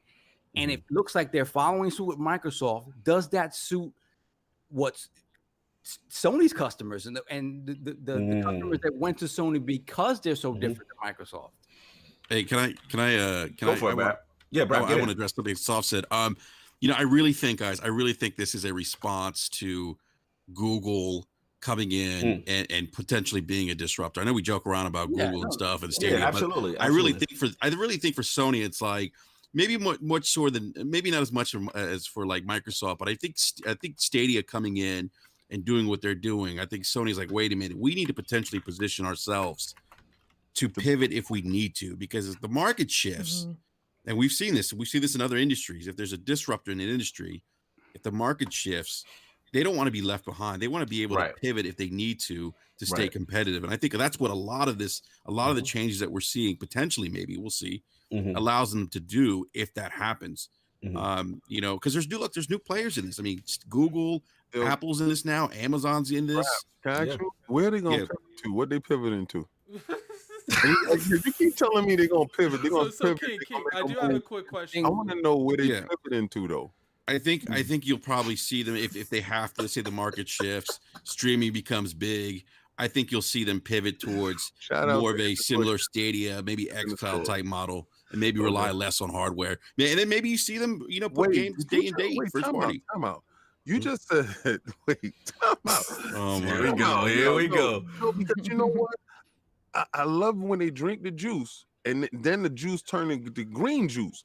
You telling me that they gonna walk away from hardware? Wasn't we vilifying Microsoft? Because you thought Microsoft could get out of hardware? Oh, here we go. Wait a second. Here we go. Palatable to these dudes jumping out of hardware, but if Microsoft do it, you not palatable to No. Let me say, I'm okay if Microsoft gets out of hardware. I'm okay if the barriers to hardware are broken down. Right. I'm okay if everything becomes an app and I can game on the ultimate machine, which is the PC. Oh, that's the race. That's the race. Okay, what? Let's take the PC out of it. Being that we can't take the PC now because you're doing a lot of capping all over the place. I'm just trying to get you capped into one position.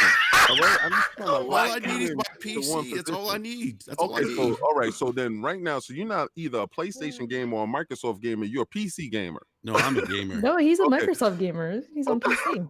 I'm trying to figure out what he's doing because right. I am a Microsoft gamer on PC. Pivoting. You doing the pivoting and the moving. I'm just trying to peg you down to get you into see this. Listen, Erica knows right now. She knows you're never gonna pin down Lord Chancletas, man. It's never gonna happen. Flip-flops on. You got them flip-flops. Exactly. Lord Erica right now can see that I'm capping for Microsoft. Even if you go to my gamer pick, it's me and Phil. Understand that. No, I know. I'm not. Exactly. Y'all gonna understand that part. So listen, I'm not one time are you gonna say that I'm not gonna stay in this one position. My energy has always stayed the same. All right. So I'm not drinking different types of Kool-Aid. I'm just drinking one Kool-Aid. All right. But you've been telling me they're doing this to position themselves and pivot themselves. My question is, where are they pivoting to? Well, I just told you if the Stadia thing takes off. What is that ring? What's that? What's that? Someone needs to go answer the phone, man. Somebody answer the phone. Go ahead, Brap. No, I was gonna say if the streaming Sony thing really takes off, B.R.A.P. telling them what they're gonna pivot. yeah. Jim Ryan's like, hey, stop talking about pivoting. No, I mean, if it becomes a situation where they need to, I mean, where they have to pivot to streaming or make that investment, I think that's why they're putting and making these changes, like the partnership with Microsoft, with the rely on Microsoft Azure's cloud system. Yeah, I don't blame them for that. Microsoft's absolutely. Okay. Absolutely. Right. That's a smart thing for them to do. They clearly don't have the infrastructure to do it. So if they could do it with Microsoft, why not? So I guess the question, hold on, let me jump in because y'all making great points. The question now, tying that into what King's asking you and then tying that into what Saul is asking, do we think from a philosophy standpoint that is somewhat adopting Microsoft philosophy on some level, right? So are we concerned that they may be changing their DNA, their identity, which is the exclusives, the not being on different platforms and stuff like that, that kind of gave them that success this generation. Are you concerned about them losing their brand identity on any level? You know what, man? For me, the biggest thing is the games. If the games are there, I'm okay. At the end of the day, to me, that's paramount. If the quality of the first party is still there, ultimately, that's all I really care about. Right, I feel so. Your whole thing is until you see a decrease in quality with the games, then you have pause concern. But until then you're fine. Okay, I think that's fair. But at the same time, I do think that's like this amount of leadership change. It might not be concerning, but it's worth talking about. Oh, absolutely. Maybe not as much as Lord King is making it out there. Listen, all the stuff that I talked about has come true. Y'all can sit there and say I'm willy-nilly crazy out here. All the stuff that I've talked about have come true. I told you both those dudes was gonna get X'd out on that stage. Y'all laughed me off. You did. You did. And we laughed at you. We did. Stop acting like I don't see it happening. Y'all are sitting there drinking the wrong juice. It's not looking right over there. It's not looking right. It's looking spooky, King. No, listen, from a business perspective, I don't care what's going on. Cog just told you. King next. Let him rock. Next week, I want you to be drinking green juice on stream. You know Let what? King cook. King cooking right there. What might happen is this: when your PlayStation 5 ship, it might have an Amazon logo on it. Oh my God! Here we go. Now, What? listen, they are the only gaming company that is always brought up with being purchased. They are the only. They're not Microsoft. When y'all talk about Microsoft, they might be out of the gaming space. They might not make a console. That has been debunked. That has been put into bushes. You know, that has been shown to your face that we're going hard in this space and we're going to win in this space, right? And I'm not saying we, because I'm not getting a nickel from it. But what I'm talking about, that's their mantra going forward. Nintendo is never getting out. Nintendo is always going to have something in your hand in some weird form of fashion to yank your wallet. And listen, Nintendo doesn't care about power. Nintendo doesn't care about anything but you spending money and winning every holiday season, which they have won every MPDs. I have bent the knee to that, and I don't care because that's their space. We don't ever see Nintendo getting out of that space, even with they losing with the GameCube. I mean, they're one of the very few companies that actually can get away with selling you the same game over and over again. Like they really can. At the same price, and I, for one, we'll buy it over and over again. Exactly. Yo, shout out to the chat real quick. Jonathan B. King equals the Oracle on God in them. Slow mo backslap. He said, y'all ain't see a decrease in quality this year. He said they went from God of War, Detroit, and Spider-Man to Days Gone, Concrete Genie, and Death Stranding. So, Brad, slow mo, your podcast mate is saying he's seeing the writing on the wall. He said it's going down. I'm going to address him on Wednesday. He's going to get roasted on Wednesday. The motion is coming. Yo, slow-mo, you might be in trouble, man. I'll try to keep you on Brap, but Brap ain't happy. Yeah. We're going to address that Wednesday. They already shot they shot. So they holding back that one last bullet because they know they got you salivating. They told you it was coming out. Like if we don't get this direct hit about the Last of Us. Last of Us. Yeah. And then Last of Us got pushed back into the bushes. And you got like, you know what? That's just for quality control because at some point in time, you know, when it releases, it's going to be a my goodness. Game. Oh my God. The same game that you would have got. They just don't got any games to give you. Oh my! Oh God in them! Oh God! Oh God in them! Oh my God! Your King is hilarious. King's definitely right though about having their own space. You talked about Nintendo with the handheld, space, and then you got PlayStation holding it down with the console space and doing their thing with their exclusives and all of that. It seems like the natural way for Xbox to go where they're going with the streaming, with the play everywhere, play on PC. That's their space now, and it's all about the services now. So I'm with you on that. Like that's common sense, but that's a great point. Yeah, and that's Microsoft's DNA as a company right now, anyway. And that's not going to stop. So when people are saying, "Oh, Xbox is dead," they're not selling enough consoles. I don't think Microsoft necessarily cares as much as we do. I think they're still making their money elsewhere. That's a good point. That's a good. They're still that division's still profitable. I mean, $10 billion. Speaking of Xbox, I'd love to keep talking about how much, Sony's low-key dropping the ball. But we got to move on because we still have XO to talk about, and we don't have a whole lot of time left. Yeah. Hey, guys, real quick, I don't mean to interrupt. I do got to go, though. I just wanted to come on real quick to say hello. Come in and shoot his shot at Eric. All right. Nice to meet you, Brap. Yeah, nice to meet you too, Eric. Salute, Brap. Yeah. Well, hey, guys, real quick, I do want to give you guys a big shout out to getting to 2,000 subs. That's awesome. Thank you, brother. Yeah, no, seriously, you guys are one of the best podcasts out there. So congratulations again. Thank you, brother. And Erica, we got to connect on Twitter so we can get.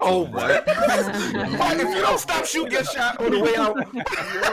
This is not even a regular pistol. He out here with the ooh-wop like that. And King, we got to talk about E3, man. Yo, listen, that conversation. You got to get in those DMs because I just talked to another person. I'm not going to talk about it now because that's going to be a real huge thing. Right now, we're getting the PAX credentials and all that stuff together first, and then we're going to be moving on to E3, and I'll be giving y'all the particulars on how everything is going to move forward. But of course, you always got a bed in our home, sir. I appreciate it, man. I'm looking forward to it, man. Like I said, I already told the wife, so she knows what the deal is. Yeah.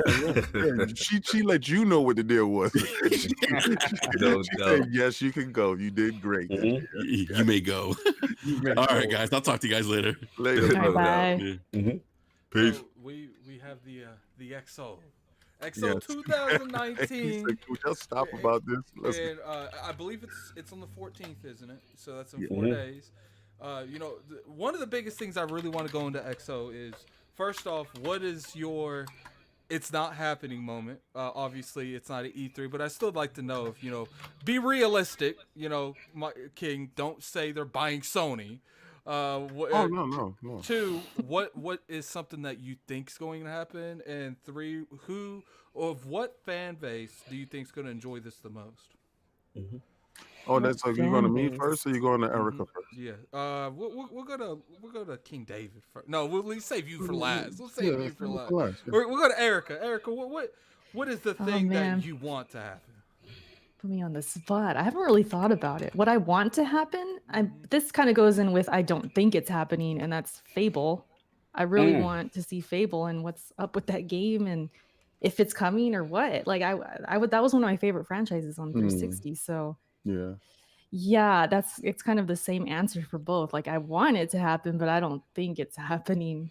But I don't know. I haven't really thought about it though. It kind of put me on the spot. I mean, I'm assuming it because based on the track record, and I really don't tune in. I kind of catch the footnotes, but they've been kind of disappointing. I haven't really been truly like crazy going hype over something as far as XO goes, and I'm hoping they just do that for me in some way. Like show me something that I can be hyped about. I think they're going to focus on that one game, right? From what's that developer? You guys know the one they just purchased. Ninja Theory, Obsidian. Ninja Theory. Okay. Ninja Theory. If you look at it, they showing that. Aaron Greenberg, he posted a picture, and he said in the picture, he said that there was Rare that was going to be there, and it said Sea of Thieves. There was Ninja Theory there, and it said Bleeding Edge.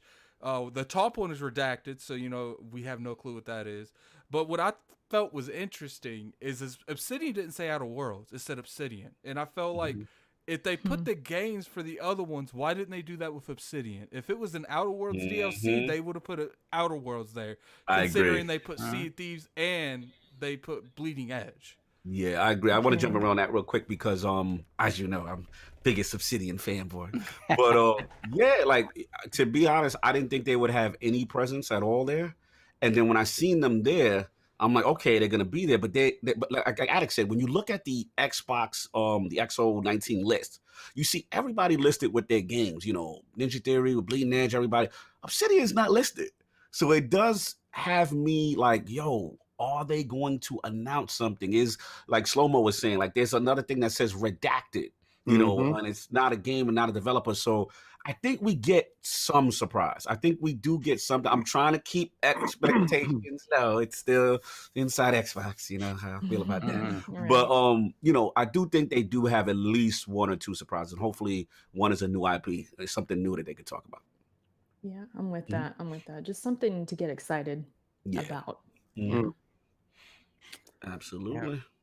I think for me, maybe one more studio acquisition, whatever the case may be, something small. I mean, again, I have no idea what it could be, but one more studio acquisition just to sort of just ice the cake a little bit.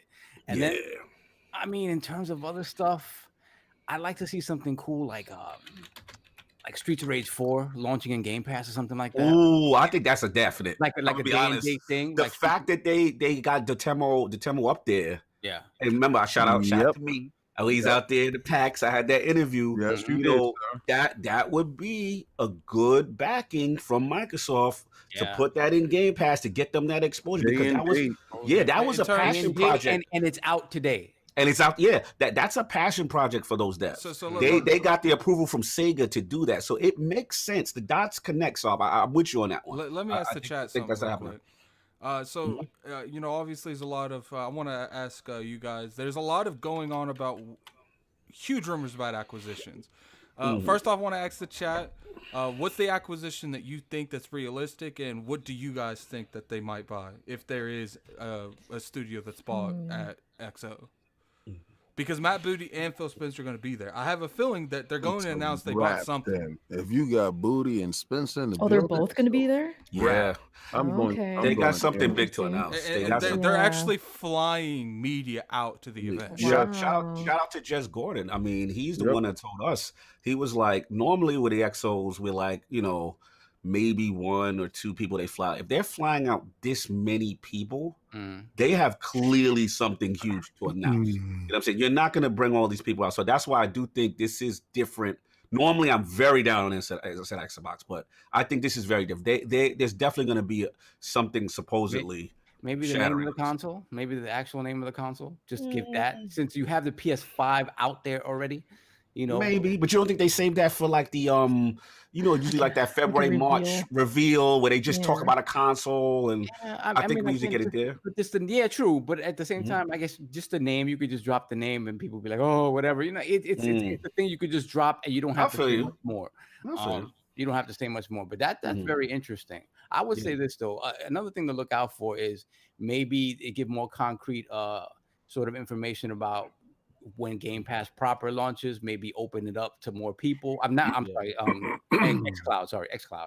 When maybe open it up to more people. And I'll be honest too, I think you gotta look out for Wasteland 3 and In Exile. Oh yeah.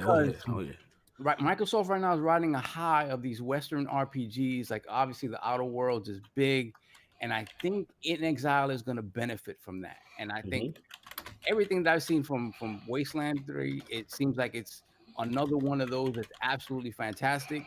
People might be turned off by the isometric stuff, but just the fact that they're riding this high of like quality Western RPGs could bode really well for that game. So we do have a $2 super chat from J-Mo Scarlett. Says, will Sony announce something to kill their thunder? What can they announce at this point? The release date for Last of Us. They already have that. The real one? No. The new delayed again. The new release date. It's coming out. So you talking about the new release date? The new release date. No doubt. What you think? What you think, King? What you think? Phil Dominus got top, man. Let's say out of the realm of possibility. Okay, I'm privy to know how many people that's going to be there and who they called out there, right? So, in knowing this, out of the realm of possibility, they show 5 new IPs, right? Being that I know exactly 5 studios that's going to be there, that they already acquired. So, they show some work from those 5 those studios to get y'all lathered up. Let me see. I do believe that they're gonna show you 2 new studio acquisitions, because if you're going into a service model type of thing, you're trying to actually load your bullets in your chamber. More studios, and I believe they will probably like to release a new game per month, even if it's small. Every 4 to 5 months. AAA title, indie titles, day and date once a month in the space of the AAA 5-month cycle, so that can keep Game Pass continually growing and showing you its value. So I believe that they're going to show at least 2 new studios acquisitions. Now, any information on the console, I'm in line with Sovereign. I think they will give you the name to get you excited. Y'all hopeful. Y'all hopeful for this XO. Keep in mind, this is inside Xbox, man. Y'all getting real hopeful, boy. The difference between this XO is the first time that it's in London, right? And second, I think. Well, I'm talking about the Fan Fest. You're right. It's the first time it's the Fan Fest that's in London, and they have been selling tickets. XO was in Mexico. Yeah. They've been selling tickets to this one.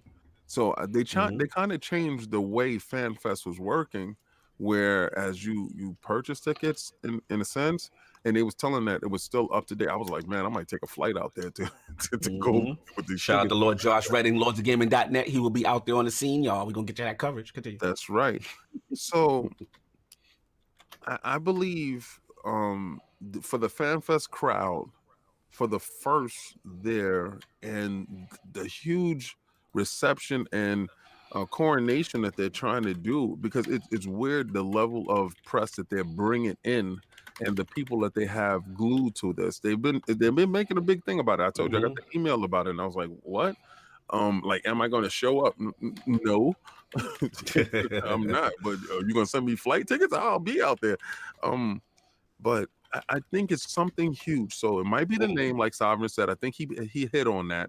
I think it's 2 studio acquisitions, and I think those 5 studios, they're going to show you a snippet of gameplay from these studios that they've purchased. Because remember, everybody's talking about you've been purchasing, but you haven't been showing. So I believe it's time to flash your hand, get you lathered up and ready for the next situation going forward. I can't wait till we do IOP on Sunday. That's all I gotta say. But there's a lot of expectations. We'll see. I hope I'm wrong. I hope King is right. I hope y'all right. I think it's going to be a bigger show than normal. I do think we're going to get a release date for the Wasteland 3. I think we're going to get an unannounced title, because if you notice, the way that they had that lined up is that's post. That's after the Inside Xbox. So whatever that is, it's relatively close, and they're showing more gameplay after they've revealed it on stage. I think it's interesting that Obsidian is named there, not the game. So maybe Obsidian does something. Maybe it could be something simple. Could be something small. We don't know. I kind of feel like they have enough studios at this point where they can start releasing, some of their stuff at stuff like XO. I think they're going to announce some studio acquisitions, and for all we know, it could be like a Bleeding Edge thing. That Redacted. Bleeding Edge. Yeah, sorry. Yeah. That's going to be there. That Redacted could just be a game that they just bought, and their next game is going to be on their platforms. Just like Bleeding Edge. They bought Ninja Theory, and then the next year, Bleeding Edge is announced on their platform.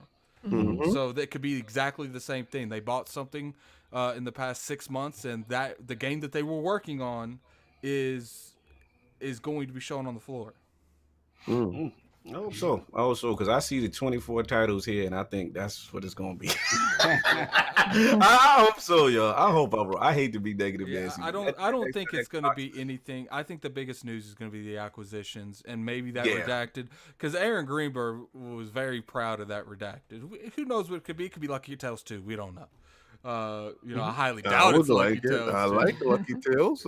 Sorry, sir. Shout to Switch. Like Shout Switch. They got that. Just what I wouldn't be surprised. They did, right? You know what I wouldn't be surprised if it was Recore 2. That would be nice. I like Recore as well. I'm not gonna sit here in front on these games that I actually purchased. See, shout out to Disney. This is the Redacted is Halo Reach. Stop it. I wouldn't mind a Recore too. The first one, I feel like it has potential to be. If they could make it better, but because the first one was kind of rough. I did drop it in the bushes. Link. Cognito got no problem playing. LordCognito there got no problem playing The Witcher at 540p. But the Recore's out of the question. Listen, you know what? You're right. You know what, Addict?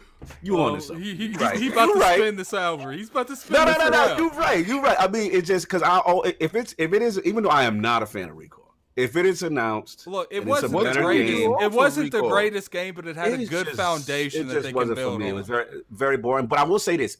I've always criticized, to Addict's point, I've always criticized Microsoft for the one and done, the burger, shaker, fries. And if they stuck to a franchise that they own and made it better, I will bend the knee and say, you know what? You was on to something, man. Thank you. I appreciate that, man. Because at no point in time should they just be doing this one and done stuff. There's so many games that they put out there and they just let flounder in the bushes under certain regimes that we shall not mention his name ever again. This guy that actually pushed his rabbit hole. And he went over there and tanked another company. Oh yeah, bruh. I'm so happy that we're in a different wavelength right now. Our energy is different. So let's keep up with that same energy and let's cultivate our IPs. Let's do that. I just hope they don't announce it on that day. Wow. I'm not a fan. I'm sorry. I just want something more spicy than that, man. I want it to be shown though. What if they show actual hit-a-quitter gameplay, like bombastic stuff? Like, so you mean to tell me we didn't get this at E3, but like 4 months later, they got it for XO? Yeah, because they've setting up for the next generation. It's not going to be we'll like see. that. We'll see. You know, I highly doubt Scarlet anything's going to be in this. Like, if I were to give a percentage of something Scarlet related in XO, it would be like 0.5%. Oh, damn. Oh, wow. I highly doubt it. But, you know, they might throw me a curveball because I think we're going to get xCloud, though. I'm pretty confident we're going to get xCloud information. That sounds doable. With definitely I always have high expectations in everything that I do. I don't ever go in with a base. I'll accept this. I don't ever do that. I go in with high expectations. Because you know the chat is coming from me, and I do. So if you think I'm going to be disappointed when they do it, no, I'm not, because I understand the business. I'm gonna shoot my shot high. So if they don't hit that shot, if they hit this shot over here. Yo, imagine. Hold on. Let's take into account that if they hit King shot, I might not be here next week. Yeah, we're gonna have to hit his it might mouth. be too much for me to handle. I told you would be crazy. Oh my Lord! It would just be me. Y'all will tune in, and no one else there. For the first time ever, like me and King will be on the same side. No doubt. So is that everything? Anyone have anything else they want to talk about XO 2019? That's it, man. Not really. So I guess we'll do with the closing poll. Unfortunately, for some reason, the poll could disappear, but I remember what it is, you guys. So the poll is, you know, with XO coming up, what do you think of the fan base of these respected studios that they've announced? I'm not going to say like 3430 or something because we don't know if they're going to be there. What fan base do you think is going to be the most impressed or the most pleased? Is it going to be A, Obsidian, B, Ninja Theory, C, Rare, or D, Minecraft? Now I was gonna have, I was gonna have your emoji. Hold on. I gotta get this super chat. Shout out to Elemental Pio with the $5 super chat. Fantasyland prediction: Sean Layden shows up on stage. King with music. So those God in them. Yo, shows up on stage. That would be crazy. That's the redacted. That's the redacted. Sony dudes, I'm so sorry, but y'all will never, ever hear the end of this.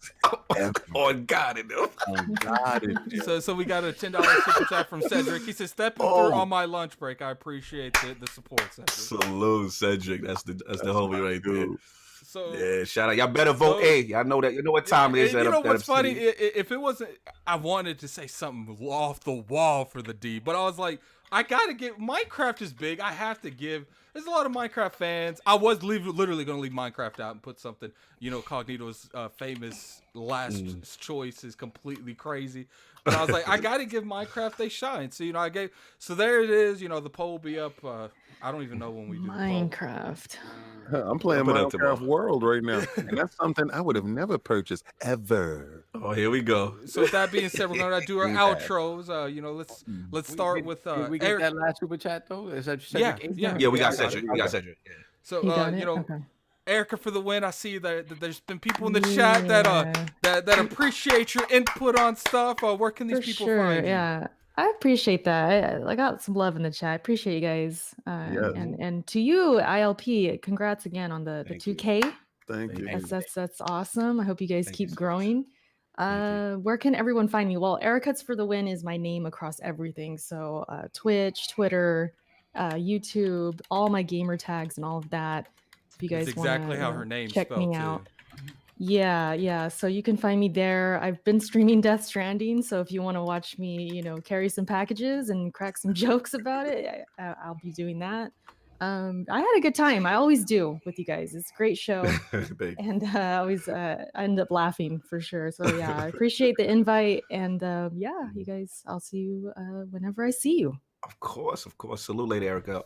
Always a pleasure, and I'm glad you came on because I wanted to let you know. I saw your tweet earlier this week, and you are loved out here. So don't ever feel that way. I know a lot of things have gone on, But everybody really appreciates your content. You see everybody in here shooting their shot, damn it. I'm like, damn, like, can y'all be discreet about it? It's like, man, I think what it is I don't think they follow each other on Twitter, so he had to do it when he could, man. Yeah, no, but the fact that he had to pull up, though, why he had to pull?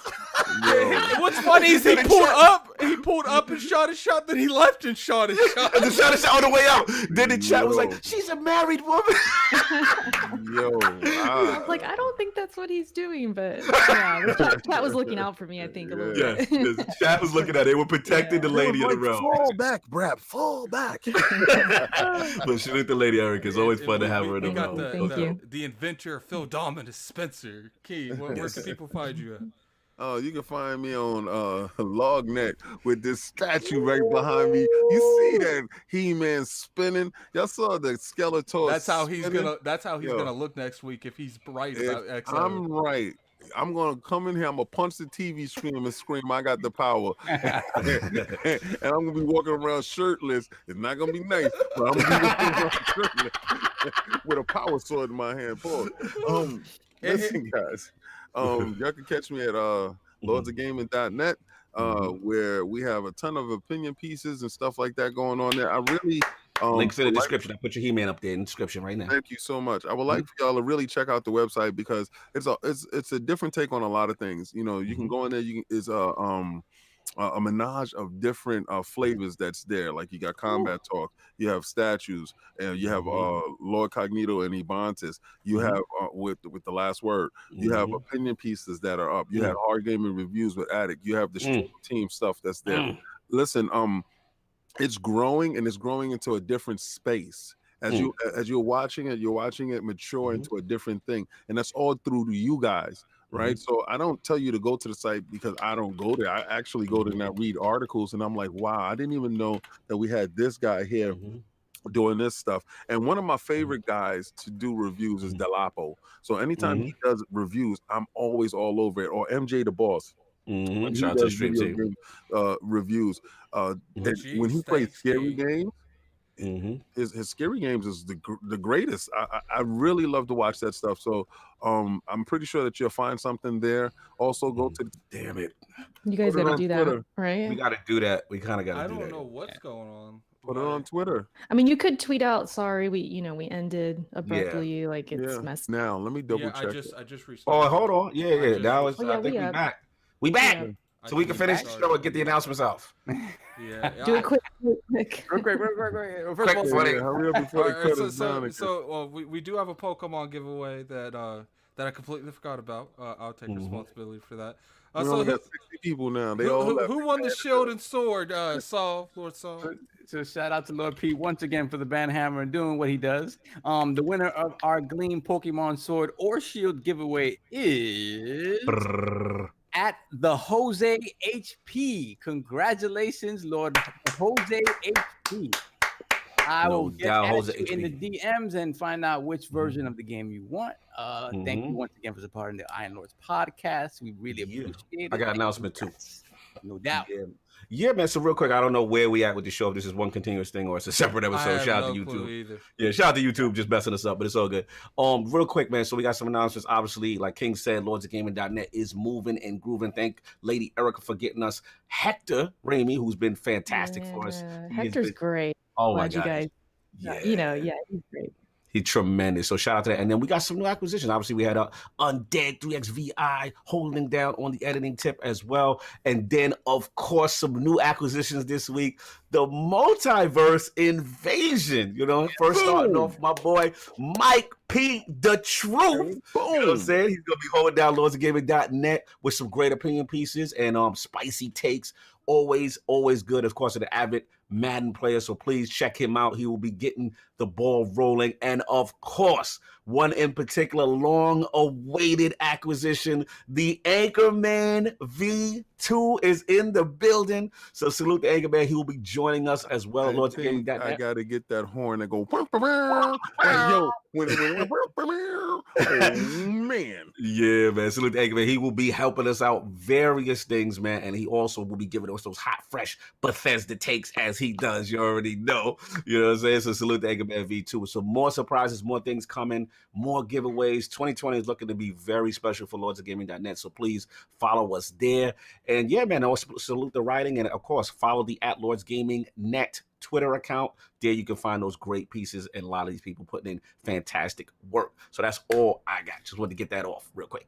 Yeah, and then might as well go ahead and where could people find Lord Sovereign at, the one that ignores my party invites? You can find me on LordSovereign as well as BX Sovereign on PSN and Xbox Live. Where you ignore my party invites. Right? Where I don't see your party invites. It's cool, man. I'm never on Xbox these days. Listen, I'm glad you get to ghost him because he has ghosted me on this game that I've been trying to finish forever, and he got the key. I'm mad as hell. Shout out to the Do Not Disturb. Yeah, exactly. Do Not Disturb. You can find me reluctantly delivering packages in Death Stranding the rest of the week. I just love how people describe this game, and I just get a kick out of it. But anyway, first off, you can find me, Lord Addict, pretty much through everything. Now I'm on Xbox. I'm Lord Addict. Woo! So you can find me finally. On Twitter. You can find me, sir. LordAddictILP. YouTube, unfortunately, it's Gaming Addict on there. What's not unfortunately? One thing I want to say is, we had like 145 people watching. You guys come every week and support us live. We appreciate all the super chats. We appreciate the likes that you give us. We're only 9 away from 100 before the end of the podcast. Hit that like button if you guys don't mind. Yes, but please. We cannot begin to describe to you how appreciative we are of the support you give us every week. Every week it seems like more and more people show up. And we'll be back next week. Until next time, we're out. And when I come back, you better hope Microsoft didn't do what I said.